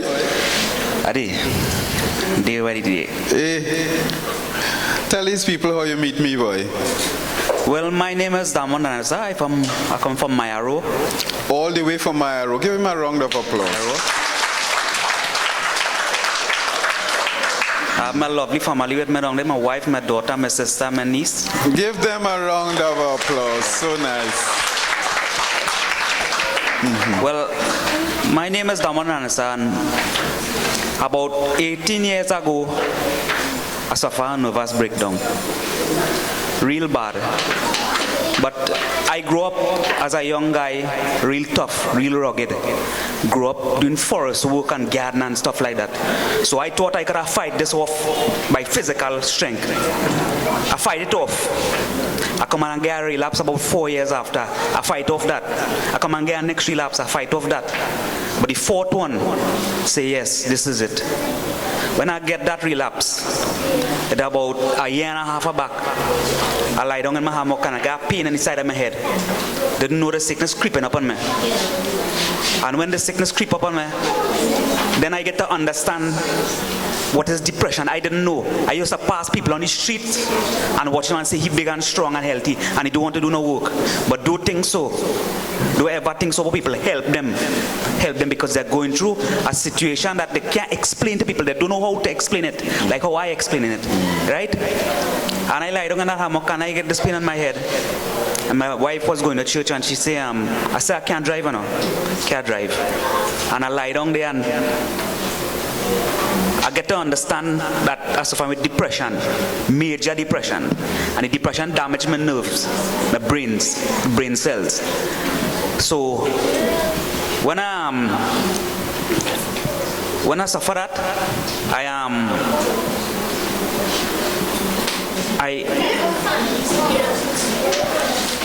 What was going through your mind? Were you fearful? Were you scared? Were you confused? Well, boy, it was real tough. You ever have someone passed away from you or die? You see that feeling you just feel at that time? The pain that you just feel? That is depression. That is how depression did. 5 times worse than that. And you're feeling so every single day of your life. Just imagine you're feeling like that every single day of your life. And I stand up a day and I saying, well, I tell my madam, we down the beach and I saying, girl, I go get okay in the name of Jesus. I go get okay, I go overcome this. But my father come and commit suicide on top of the depression that I had. It was real tough. When that depression take me up, I grew up so tough that I started to cry like a little baby. 5-6 times a day I crying. I just crying and I don't know what to do. I don't know what to do. My wife watching me, she crying. My daughter watching me, she don't know what to do. What at my mind? Suicide. Kill yourself. I used to see dead hearse standing in front of my house. I used to see myself lying on a coffin. A vision and that. That is depression. That is how dread depression is. I just call it the invisible sickness. Right? So I I told my wife, I said, girl, I don't know what to do, and my wife has to follow me all over the place. But my wife and my mother, they're running me down. Anywhere that I go, they used to run me down because they know that I said, tell them what I want to do, And you watching knife hunting, and you want to just get rid of your family. You don't know what is this coming to you. It is evil, but it's the depression that causing these hallucinations, right? So I tell my wife one day I used to hold them poor standing by me and bawl. This bawl, I used to hold the car steering and bawl, and I don't know what to do. It was so tough, and I living with that for 6 months. Every day of your life, you're thinking about suicide every single day of your life. Right? And one day I tell my wife, I say, girl, I don't know what I could do, And I used to just only watch the clock on the wall and run down the day. I used to walk up and down by where I live and study. I used to walk up and down non-stop, whole day. And I watching the clock on the wall to see when night go reach, because that is when I go to sleep. And I using sleeping tablets. And that is the only time I get a little rest at the night. And then I lie down in this night and I listen on the radio. I listen 98.8, 98.1. And I hear this Mr. by name of Carl Ryan. Say, yes, boy. People outside, they care about people like we, boy. It have people like that. The man is an angel. I just tell my wife that. The man is an angel. What the man trying to do? It have people who want to do that. People don't care about doing that. They don't care. And I heard this man on the radio station, and I call him up. And I meet him at San Fernando. He watching me and telling me, you sick, boy? Because I look normal. The amount of years I living with it, I learn how to look normal on the outside, but the inside is real bad. And then I call him out there and I say, boy, again more worse than a boy. I tell my mother, I say, I go in sentence. The mother I say, I go in sentence. I watching up in the heavens and I saying, Jesus, this is what it come to. This is what it come to, boy. I have to go to sentence, boy. Leaving my family. I went for 14 days. And I come out back. They didn't do nothing for me. On the behalf of this mister here, they treat you real bad. They feel there is it. You understand? They do your wickedness. Nurses and them doing your wickedness because they believe that you doing these things on purpose. Purposely doing these stuff. But you're not really doing it. It's really difficult for people outside there and people that suffer with depression and mental health. And I come home back. And when I come home back, I didn't get no ease. They give me tablets after injection, tablets, all kind of things they give me. I went back a second time. I stayed 14 days and I come out back. When I come out back, after all these medication that I use, I started to use Prozac.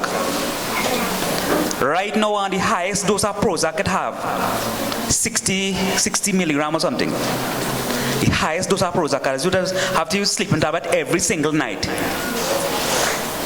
And right now on that, and one day I started to feel a little ease, boy. The fourth day I tell my wife, I say I gave myself 4 days to live again. 4 days. And we always had poisoning around the place because I just do garden.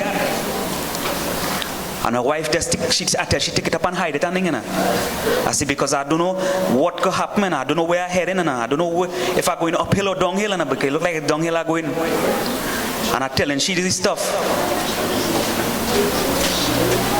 My wife was there for me all the time, holding my hand and praying every single day. Sit on by my side like a little baby. You ever see a big man cry like a little baby? Depression is dread. Let me tell you something. You could test your sugar. You could know you're suffering heart like the lady across there. You know you have diabetes. You know you have heart. You know you have pressure. You could test these things. But you can't see the sickness that's in your mind. Depression, you cannot see it. So that is my testimony. And as a real brilliant guy, when I went in sentence, I get to understand that it's not people from the street that is in sentence there. I meet in lawyers, doctors, and these kind of people in sentence. I come out and tell my wife that I say it kind of brilliant people that have inside it. And I as a man, I have plenty talent. I just do sign painting, I just do art painting, printing jerseys, I could do welding and straightening, I could do agriculture. Woodwork? Right now I'm doing woodwork. I have a woodwork place at home. I could do masonry, I could put on tiles, I could weld, I could fabricate. This is the kind of talent I have.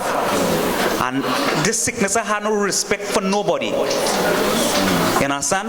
And that is my testimony this evening. And I want to thank God that I meet Mr. Carl Ryan, because if it wasn't for that, Mr. Carl Ryan, I would not be here. Because he come and he take it upon himself and he go into Mount Hope and meet a doctor called Dr. Hutchinson from Mount Hope, and he introduced me to Mr. Hutchinson. Now when I went by Mr. Hutchinson, he gave me Prozac and he gave me medicine and he adjusts and he said, boy, you're going to get good. And so fortunately I did here today to tell all of this testimony of mine. But a dread depression is dread, sir. I just tell my wife suffer with diabetes. I tell my wife I could trade sick, I rather trade it. If I could suffer with sugar, I rather suffer with sugar or heart or pressure, but not depression. Depression is dread. And that is my testimony. Thank you, Damon.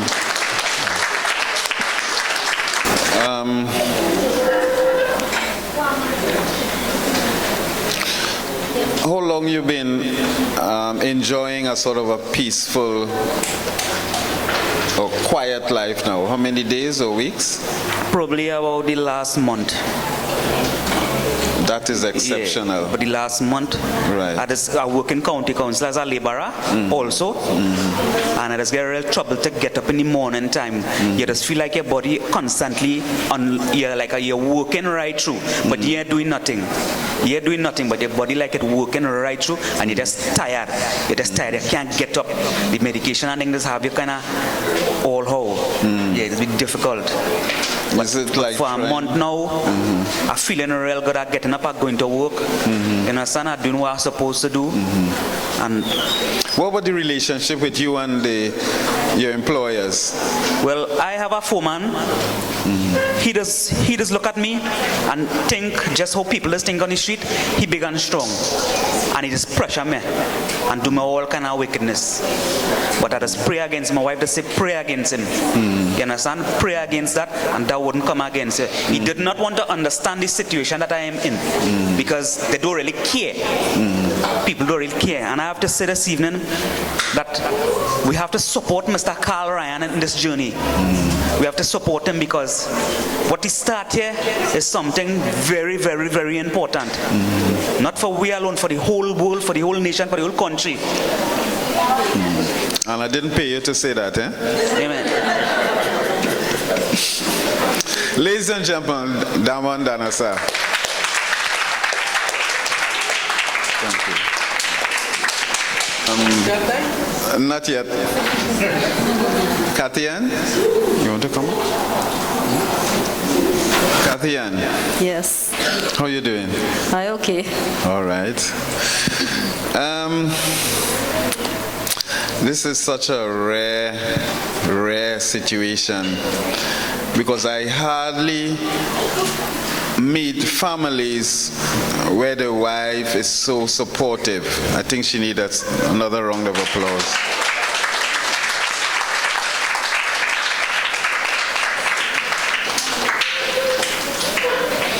Because the things she experienced, the way Damon behaved that time, could be so discouraging, you would find it easier to just pack up and leave. You know? How did you cope? Well, as you say, knowing Jesus is my biggest desire, right? Right. I would say that once you have the support, that knowing the Lord, I mean, I ain't come here to tell anybody to accept Jesus, like it you know, is. but Yes. for me, I accept Jesus in my life, and I would say that Jesus is the one who really helped me. He helped me carry my cross all the way. Every day of my life, He's the one, right? And because of that I have in Jesus, the courage and the patience, and you know, He really helped me, and that's why I could understand. And Yes. you know, I may not know what it is He going through, but the thing it is like God has just give me the understanding, that to just understand and be there. Be supportive. Right. And care for people no matter what. Yes. Did you ever feel like giving up at any point during this relationship?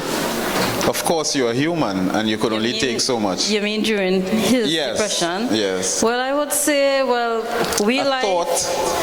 No, I did not feel like giving up because I always think about a marriage vow, that it says that better for worse, sicker or for poor, sickness and health. All this thing I always remember a marriage vow, no matter what. That is something I keep in my heart. Right. That I would be there with my husband all the way until we die. That is so right? good. So that is so good. That is something I cherish.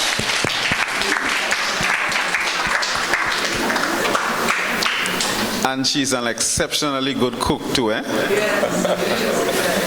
One of the reasons why I go to visit them, really. But I don't want them to know that. Well, we know now. It's such a pleasure to have you here and to stand up in public and talk so freely, because a lot of us feel we are alone and we can't talk about that, because if anyone know, they will call me mad and all this thing and and your life not going to be the same again. But I appreciate your efforts in coming and talking to members of the public, so openly and so fearlessly. And I hope this would be the beginning of a sort of trend where we could provide a forum, because most of the time, a lot of persons with mental condition might have something to say, but they don't have the forum. When we have the normal psychiatric conferences and so, you would find them preaching to the converted. So you'd find nurses, doctors, lawyers, psychiatrists forming the major part of the audience. So this is something with a difference, and aside from providing information, this is the opportunity to give them a space where they could speak freely, and also to give them that encouragement to help persons to reflect on their own condition and so become more supportive as we go forward. So thank you all again very much for this participation. Mr. Lennox Bobby Mohammed.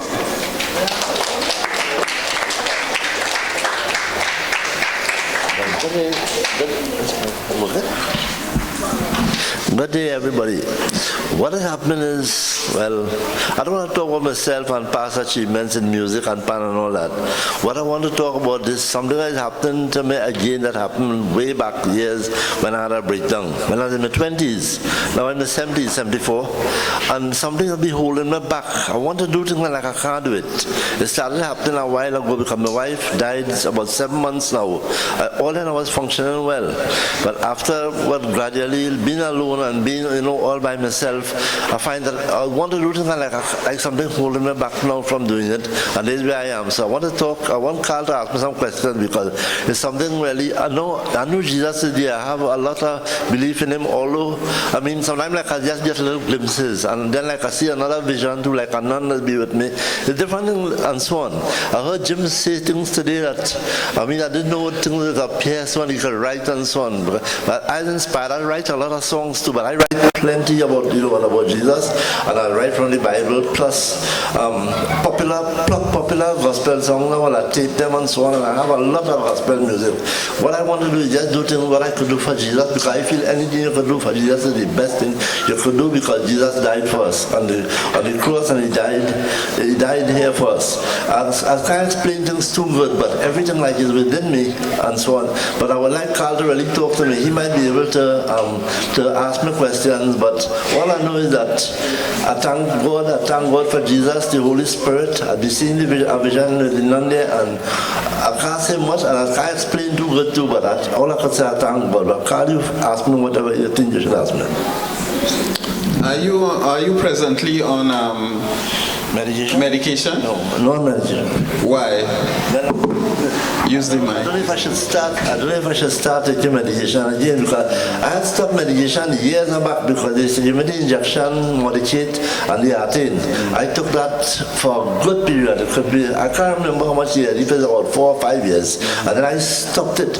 And when I used to take it, I just feel to just stay like this, and I never want to go out and do things. But from the time I stopped the medication, gradually I started to move, and then I move on, and I started to want to form back the steel band again, because the steel band had gone abroad and finished, and I wanted to start it back. So I went back and I started moving, and once I started moving, things started happening. Started getting plans, I started talking to people, and once people now coming back, they tried to help, and got a lot of help. Right. But the fellas, when I asked them, people can't play band, they said, we'll play, and then people wasn't coming out to play the band. What happened now, I tried to form the band more than once, could be about 3 times or so. I can't remember exactly, I said about 3 times. And I still have band, and I gave it to one of my friends who I tell him, go ahead and see if you can form the band with the younger one, the juniors. But I keep writing the song, and I play alone, that's what I'm doing here now. I play, and I mainly play gospel. I can play other songs too, but I mainly play gospel. But no medication now. Okay, I promise I will come and talk to you next week because of the time constraints now. Yeah. I will come and talk with you next week, and I will go through all the problems you're having and see if we could get a solution going. But normally it's what Bobby is going through is a relapse situation, and a relapse means a cycle. Patients previously used to be called lunatics because the cycle of their behavior was associated with the changes in the moon. And luna is moon in Latin, so they were called lunatics. And there's a cycle, and the interesting thing about this cycle is that whether you're on medication or not, this cycle takes place. And the cycle will be to get a relapse and get a period of stability, and then the relapse, and then a period of stability, and you keep going around. And in England, they would call it the revolving door, because one patient would be having 3, 4 admission or 5 admission a year, and you just keep going around. That is the nature of the illness. But in Bobby's case, Bobby, you are suffering with schizophrenia? Yes, right. And with schizophrenics, some schizophrenics, the problem of compliance with medication is a huge one, especially when you've had negative experiences. And there are medications, certain medications like stelazine, to sort of control the voices and so on. But if you're not taking any medication, it makes the situation a little more harsh. But the other thing is that the side effects of the medication are so harsh in themselves, as Dr. Jogi talked about. It discourages you from taking the very medication that is supposed to bring some form of stability. So it's quite a complex situation. And because the rationality is poor, normally it should allow you to say, well, look, this medication is good for me, so I'll take it. But not everyone would see it from that point of view. Most of us see it from the point of view that this medication not making me feel good, so I'm not taking it. You know? Nevertheless, Bobby is a very talented person. He composed the mental health prayer for us that was played earlier there, and he's very, very supportive of NICER Foundation, and you know, it's just to give you encouragement, because what you're experiencing now is just a temporary situation where you would be relieved sooner or later. And in most cases, what you need is reassurance. You know? So next week I'll come and check you. Let me just say 2 words just before. What I want to say, you heard what Daman said. Carl, I mean, when I met Carl, I told him, you know, I say, the kind of dedication you have, and you always see the drive you have to do things, although you don't, and he says that the support, I wish all the people here today will give him that support, because he wants to see things move on. I know it will happen because he has that spirit. Thank you, Bobby. I don't know if I could save the whole world, but I'll try. Thank you so much. At this moment, I know some of us might be a little hungry, but I'm anxious to hear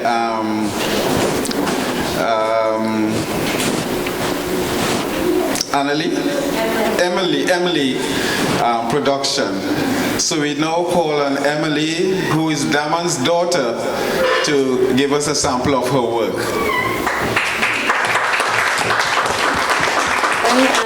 I appreciate the opportunity given by Mr. Ryan to perform my pieces, and it's not only writing, it's performing. And my first piece is entitled The Unseen. Being this way was not by choice, but by remembering the voice, that helpless cry. Sometimes I wondered why, seeing my bigger sister being raped and my mother sat to videotape.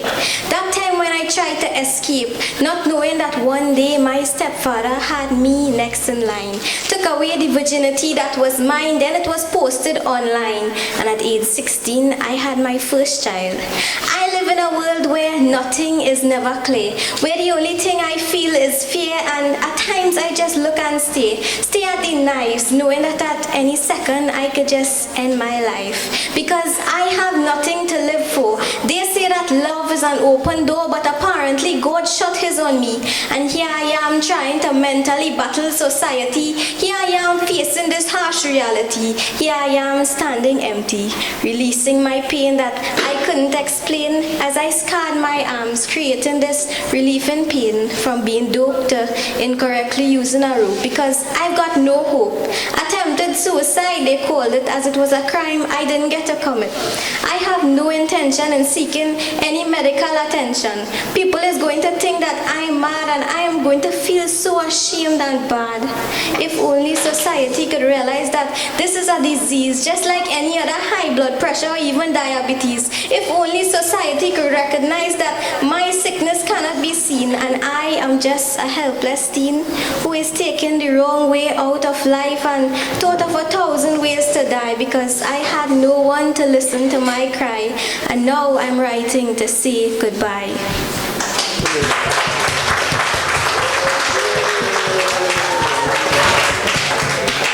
Thank you. The other piece is entitled Important. IMPORTANT is simply value. Value for who? When she thinks about it, it makes her heart sink, shrink, break, makes her inside shake like a 6.4 magnitude earthquake. She says, I am worthless. That's why every lunchtime you'll catch me whining on top of the desk, walking the street 5% dressed, trying to impress. Nevertheless, I am still worthless. I am searching for the attention, wait till month end, going by the old man and heading straight for his pension. After that, all I'm missing is redemption. You made me this way by the things you say that break me down. Now all you could say is that I am the biggest failure around. Nobody loves me from what I see. Nobody cares because they never saw my tears. I am the happiest person anybody would find, but you don't know the real me behind. All the bad things you said to me keep swallowing my mind. The scars I created on my arm is all because of your harm. Those days I wasn't in school, and you, my stalker who everyone think is so cool. I am more famous now. If only I had boobs like a cow, that's what you say, since I wear in negative A cup and I have none to pop. But you wouldn't study your mother when how it drop. Those days I was at home attempting to put the rope around my neck because I thought that I was so imperfect. After all this criticism I have faced, I am a disgrace to the human race. Now I can't hide, my only friend is suicide, and that's the reason why she died.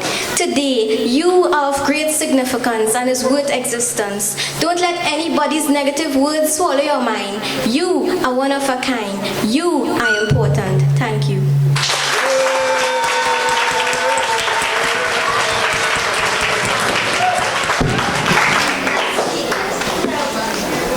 Isn't that beautiful? Another round of applause.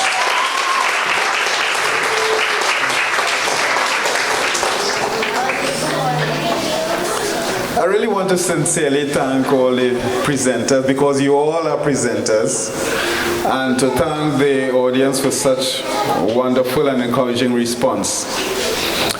At the moment, we would have a sort of an entertaining lunch, meaning we would have our artistic group perform while we have lunch. Or would you like them to perform and then have lunch afterwards?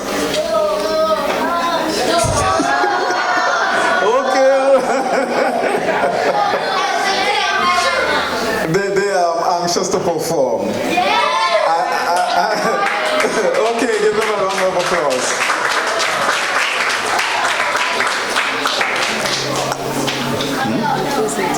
Introducing this group. In 2015, I went to Point Forte to introduce a new program to the Ministry of Education called Curriculum in Action. And I was given this group of students to perform a story. And they have promoted the organization Reach Out and Touch since 2015. And they have done well. In the curriculum, they learned from their story spelling and reading and comprehension and maths and all the subjects in the curriculum. So ladies and gentlemen, with great pride, I present to you the students of Point Forte Anglican School. Give them a round of applause. Sorry, just 1 minute, sorry. I understand we'll be having a buffet type setting where you need to collect your lunch and come back to sit. So, after. All right. Yes. I forgot to acknowledge all the parents in the audience who came with their children. Give them a lovely round of applause for me. Thank you.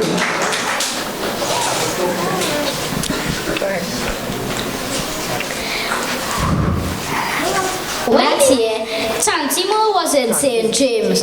She was in a big argument with a girl called Eileen.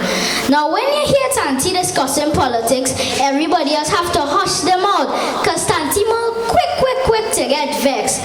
First thing she does tell you is that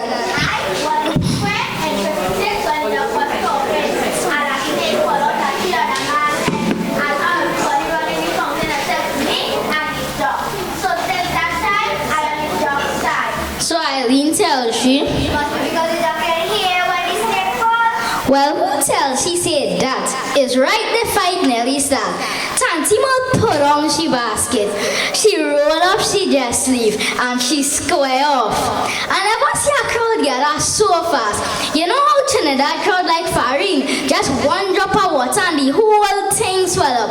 Well, boy, in 2-2, the crowd go from 3 little maga boys who was Marco in the talk to about 100, 200, 300, 400 people. If you see crowd, the crowd so big that the people in the back don't really know what's going on. They thought it was a political meeting, but I wasn't too sure who was having the meeting. So one set start bawling out one thing, and the next said something else. Some people thought was loot diluted, and the hurricane with bag and box to carry waiting was endless bacchanal. Well, just as things look like a go get out of hand, look Mervyn coming. Now Mervyn is what you will call an alarmist. In this case, a fire alarmist. He likes to exaggerate everything. If you ask him about shirt, he does tell you about shirt and pants. He can't just come and say so and so, you know. He have to come and say the whole at on fire. Fire, fire, in the wire, wire. Aye, aye, aye. Oy, oy, oy. Fire, fire, in the wire, wire. Dame mucho agua, heat for so. Well, when people hear that, crowds scatter like when you stone fish. Tantimo forget Eileen and she say, we're burning down Johnson's. Oh God, my cushion, come on. Now the day Tantimo had gone down by Johnson's to get some new cushion covers, but she didn't have enough money, so she buy half and she tell the sales girl, where the next half are coming. Johnsons that burning. She forget politics. All she studying is she Kashanka was burning. That she like flagged on a taxi and she say, taxi, you're going to town, hold on, take one. For a taxi driver, the man was happy going about the business as usual. Stopping in front of people without giving signal. Nearly causing accidents. Overtaking on the wrong side. Carrying on conversation in the middle of the road. Play music loud. You know, a real normal don't care Trinidad taxi driver. Next thing a mad woman in the car hitting him on the head with a basket and only balling.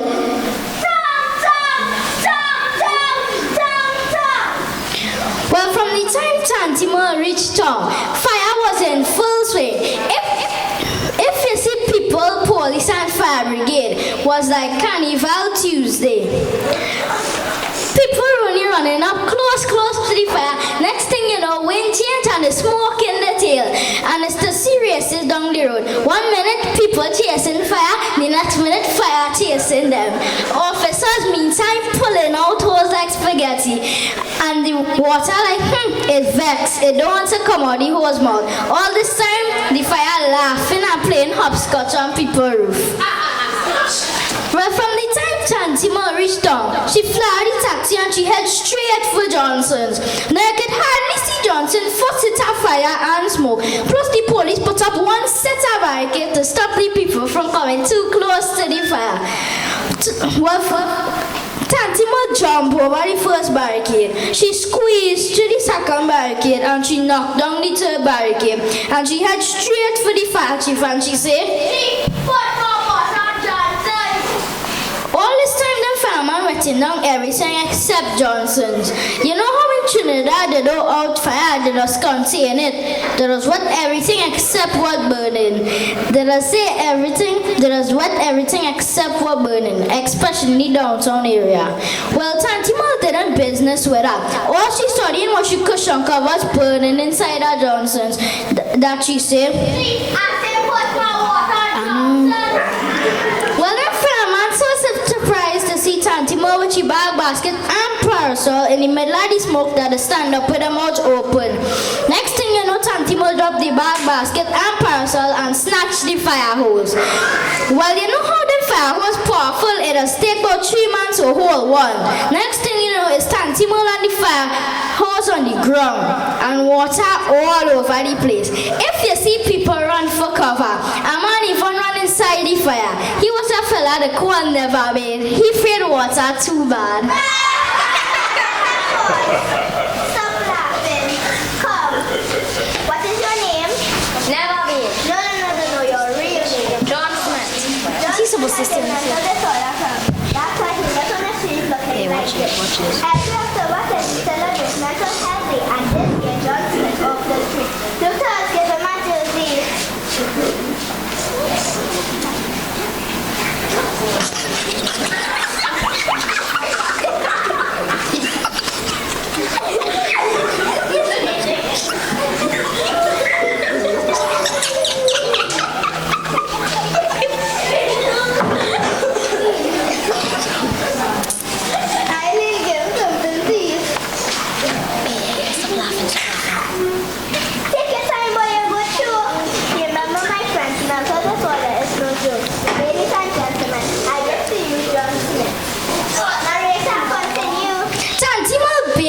Everybody. She went down the fire chief. She smashed about 3 windscreens. She knocked off 6 llamas off a lamppost. She washed away about 40 barricades. She almost joined an office boy who watched to watch the fire. They find him in the drain by South Key. You know how fellas like to cock up on rooftop to watch fire? Well, Tantimo clean off a whole rooftop. Well, like she had a machine gun. You only see a man disappearing one by one. Tantimo wet people all on Abercrombie Street. By the time they get the fire hose from Tantimo, Johnson's burned flat. And the fire going up the road laughing. Boy, that was confusion. They charged Tantimo with a whole set of things. But 2 weeks later, Johnson's had a fire sale. And guess who was first in line? Tantimo!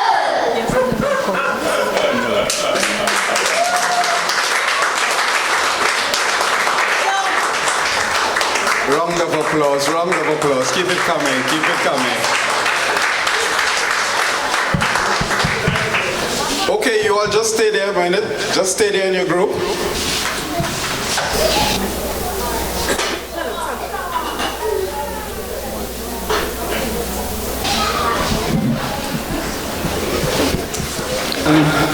Company, on behalf of NISA Foundation, we wish to present you with this small token of our appreciation, and it's something to be shared with everyone. And your presentation was excellent, very good.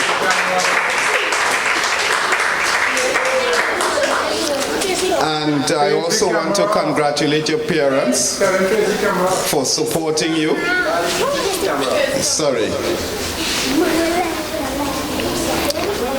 And so, let's show the audience. You could show the audience what you got and your friends.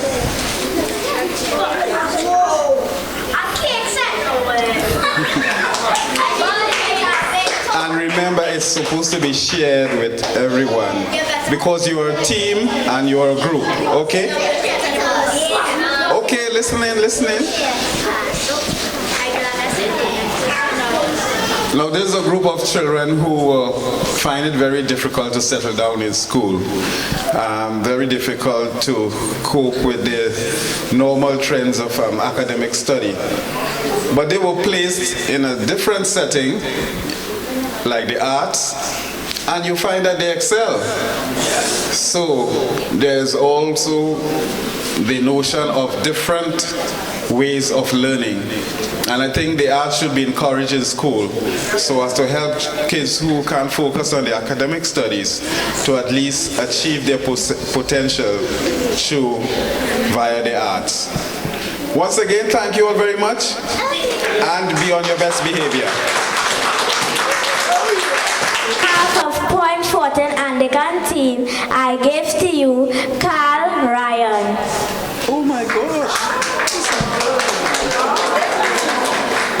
What a surprise! This is so nice. Thank you so much. You're welcome. Thank you. Okay.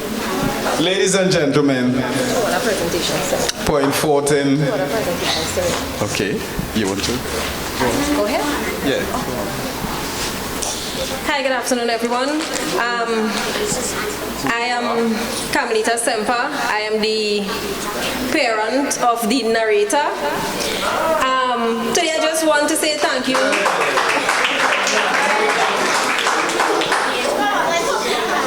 Today I just want to say thank you to the Reach Out and Touch program and also to the NISA Foundation for having us here. And to Miss Laura, as the children and us parents call her, she brought this program into our school and also my home as it reached home. I really never thought that my child was this talented. Wow. Only through the introduction of this program that we were able to tap into some of what you see here today. And on behalf of my family, my son and I would just like to call Miss Laura Pascal. Just a really, really small token of our appreciation. We would just like to say thank you very much, and we do hope that this program goes on and touch other households as it has touched mine. Thank you.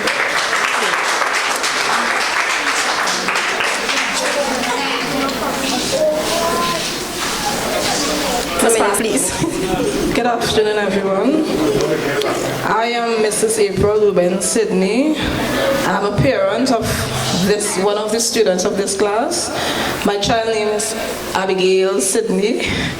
On behalf of the class, firstly I would like to thank the president of NISA Foundation for inviting the class to perform here. These students needed this opportunity to develop their self-esteem. Today, on behalf of the parents, I would like to ask Mr. Ryan to work with the parents and the children of this class to improve their behavior. Yeah. To Miss Laura Pascal, your name is now a household name. You are so gifted and loving. You are committed to ensuring that all the children receive love. The students are now performers. We are asking anyone in the audience who can assist in providing opportunities for these children. I'm coming off a little bit off script here. Most of the times, like for instance, I don't know if you all saw this week with the young boy who was murdered in Point 14. He's from my village. And I know him as a taxi driver in the village. But most of the times when something happened to somebody, you would hear all the negative things about the person, why certain things could have happened. When we as individuals, a long time they had this saying, it take a community to raise a child, where we could have imparted into the children's life to make a difference. But most of the time people would talk, but they would not impact the lives of children. So it's just to ask anyone here who, if you're willing to assist or provide an opportunity to help these children, or maybe children in your community working with Ms. Laura Pascal, it will really be appreciated. So back to script. We the parents have been taught to plan events and socialize. We are the golden generation group. Our older siblings now belong to a group formed by Ms. Laura called Elite Etiquette. Ms. Laura, could you please come? On behalf of the parents and the students, I would like to present you with this gift. And I pray that God will continue to bless you, that He will continue to give you insights on ways to deal with the children and how to impart the lives of this generation, because this is the generation to come. And if we lose them here, it will be hard to get them when they get a little older. So I want to thank you on behalf of the students and the parents. Thank you very much. Bless you.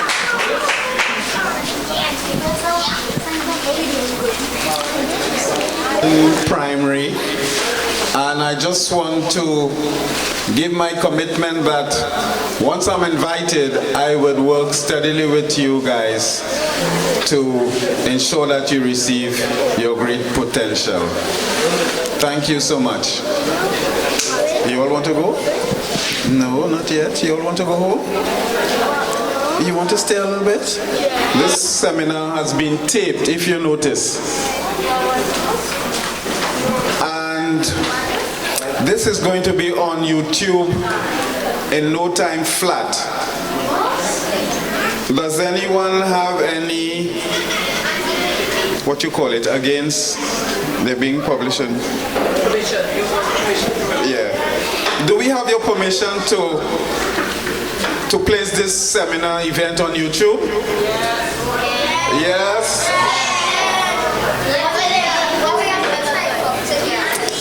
Right. Now, if you Google, listen, did I see a hand up there? Listen, you are just an observer. You're not part of this performance. So don't interrupt.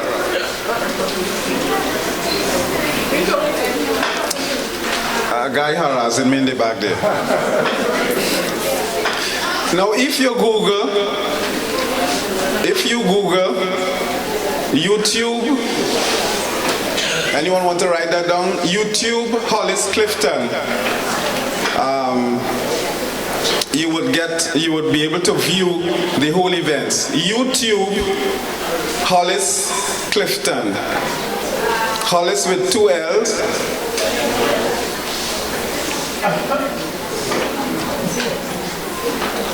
Clifton with 1 F. So it's YouTube Hollis Clifton.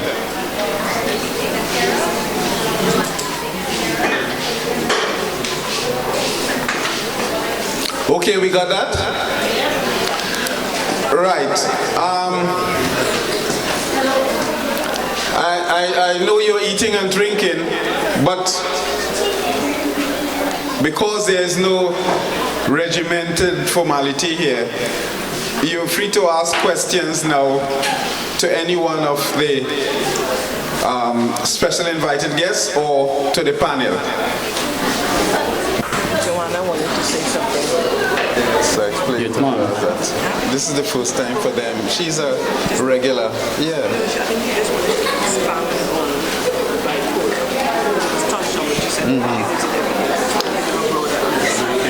Right.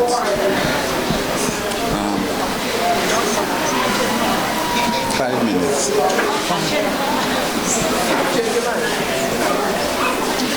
Okay, Daman, you want to come up and sit in front?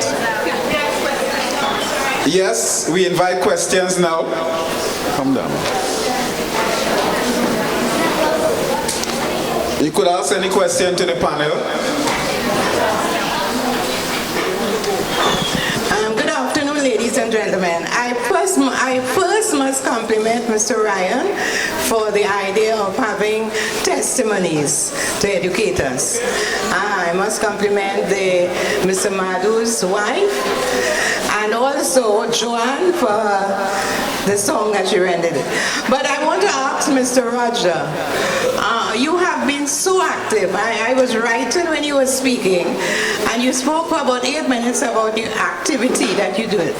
But how did someone recognize that you had a problem? Because you were so active. You were active in sports, you were active in music. Mr. Ryan. How did they recognize that you had a problem? When you got a chance for anybody to recognize that you had a problem?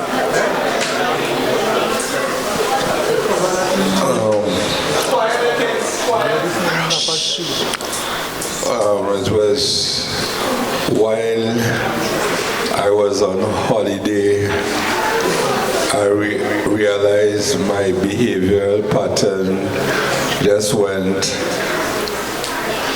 haywire. I was at school, and I went down to eat carcass, and I just went off. I just went completely off, and then when I say off, I was irrational. I was behaving hysteric, shouting, you know. That was the first sign. I was very abusive to my father. Right? I wanted to fight. I was aggressive. I don't know what caused that, but it could have linked with some family problems that I may have encountered when I was much younger. So that was when I was 17. All right. So when you were sent to St. Anne's at that time, or were you? Sorry? Where were you sent to get that diagnosis? No, it was way back. That was in 74. So in 86, between that time, 74 and 86, I was getting worse. Okay. I was seeing Dr. Bobran, at the time Michael Bobran. Some of you may not have known that our first Prime Minister was diagnosed with bipolar, Eric Williams. And Dr. Bobran came as a doctor to see about him. So my parents he was recommended to my parents. So I just got ill. I just got worse. I was taking medication, and then they discovered I was wrongly diagnosed. When I went to Mount Sinai Hospital, and I came back home from the United States, that's when I was told that I was bipolar, and I was placed on Depakote, and I was well ever since. Okay, thanks very much. Thank you.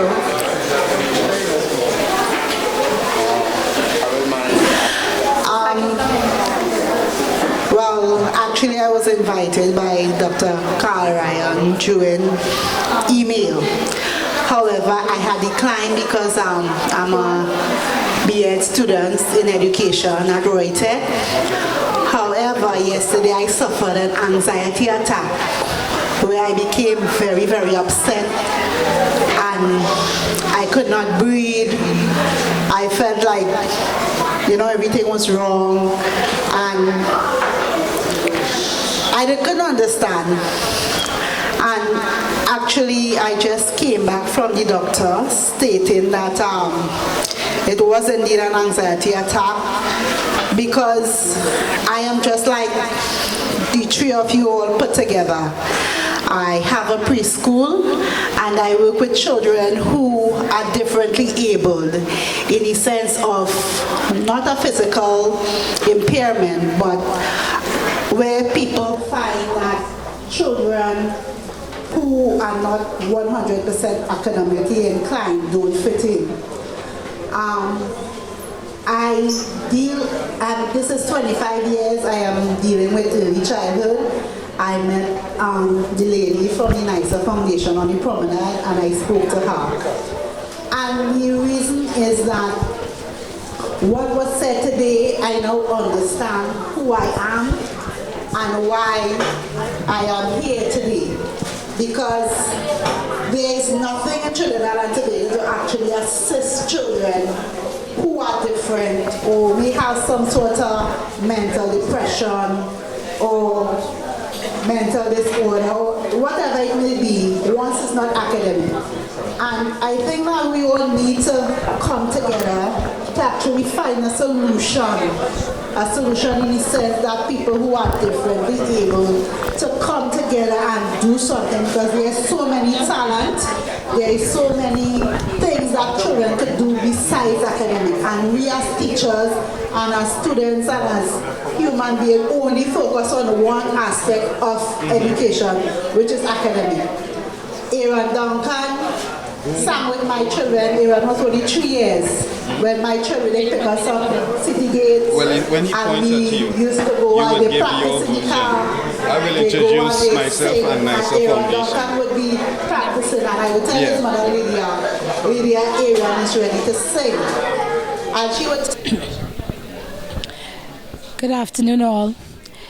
We are at this Mental Health Foundation seminar here today at the Susamachar Presbyterian Church in San Fernando.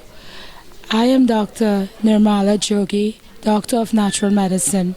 Today I had introduced alternative complementary measures and other therapies that could be integrated in the treatment of mental health illness, and therapies that all should look into as a complement to reduce the side effects of the dangers of antipsychotic drugs.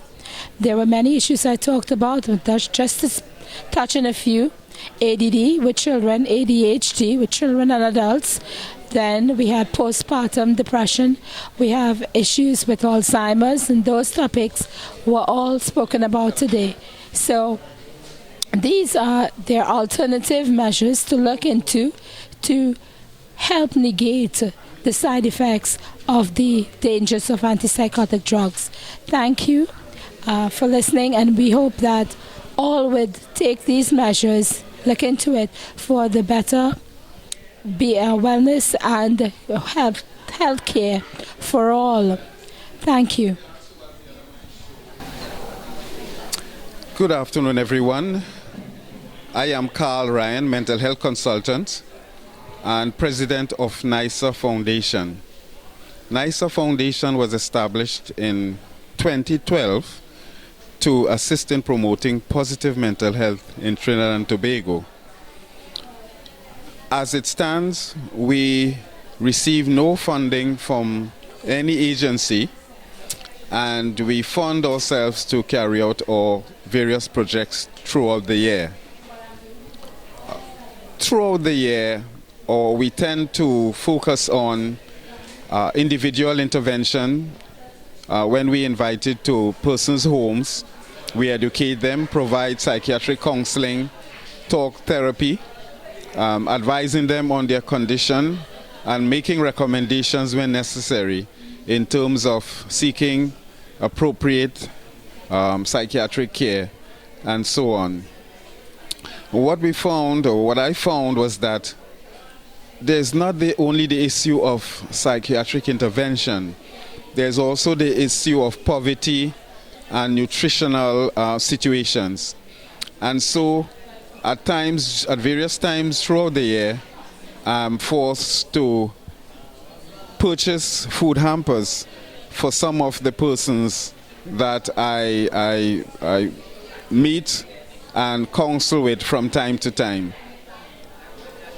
I also provide mental health workshops to organizations like PTAs, youth groups, and participate in mental health fairs throughout the country. World Mental Health Day is the 10th of October each year.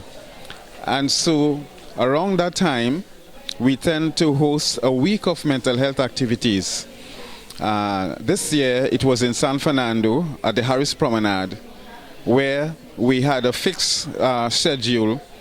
On the Sunday the 2nd, there was a march around the city with uniform groups. On Monday the 3rd, we had discussions on mental health with men in mind. Tuesday, mental health with women in mind. Wednesday, mental health and the youths. Thursday, mental health and relationships.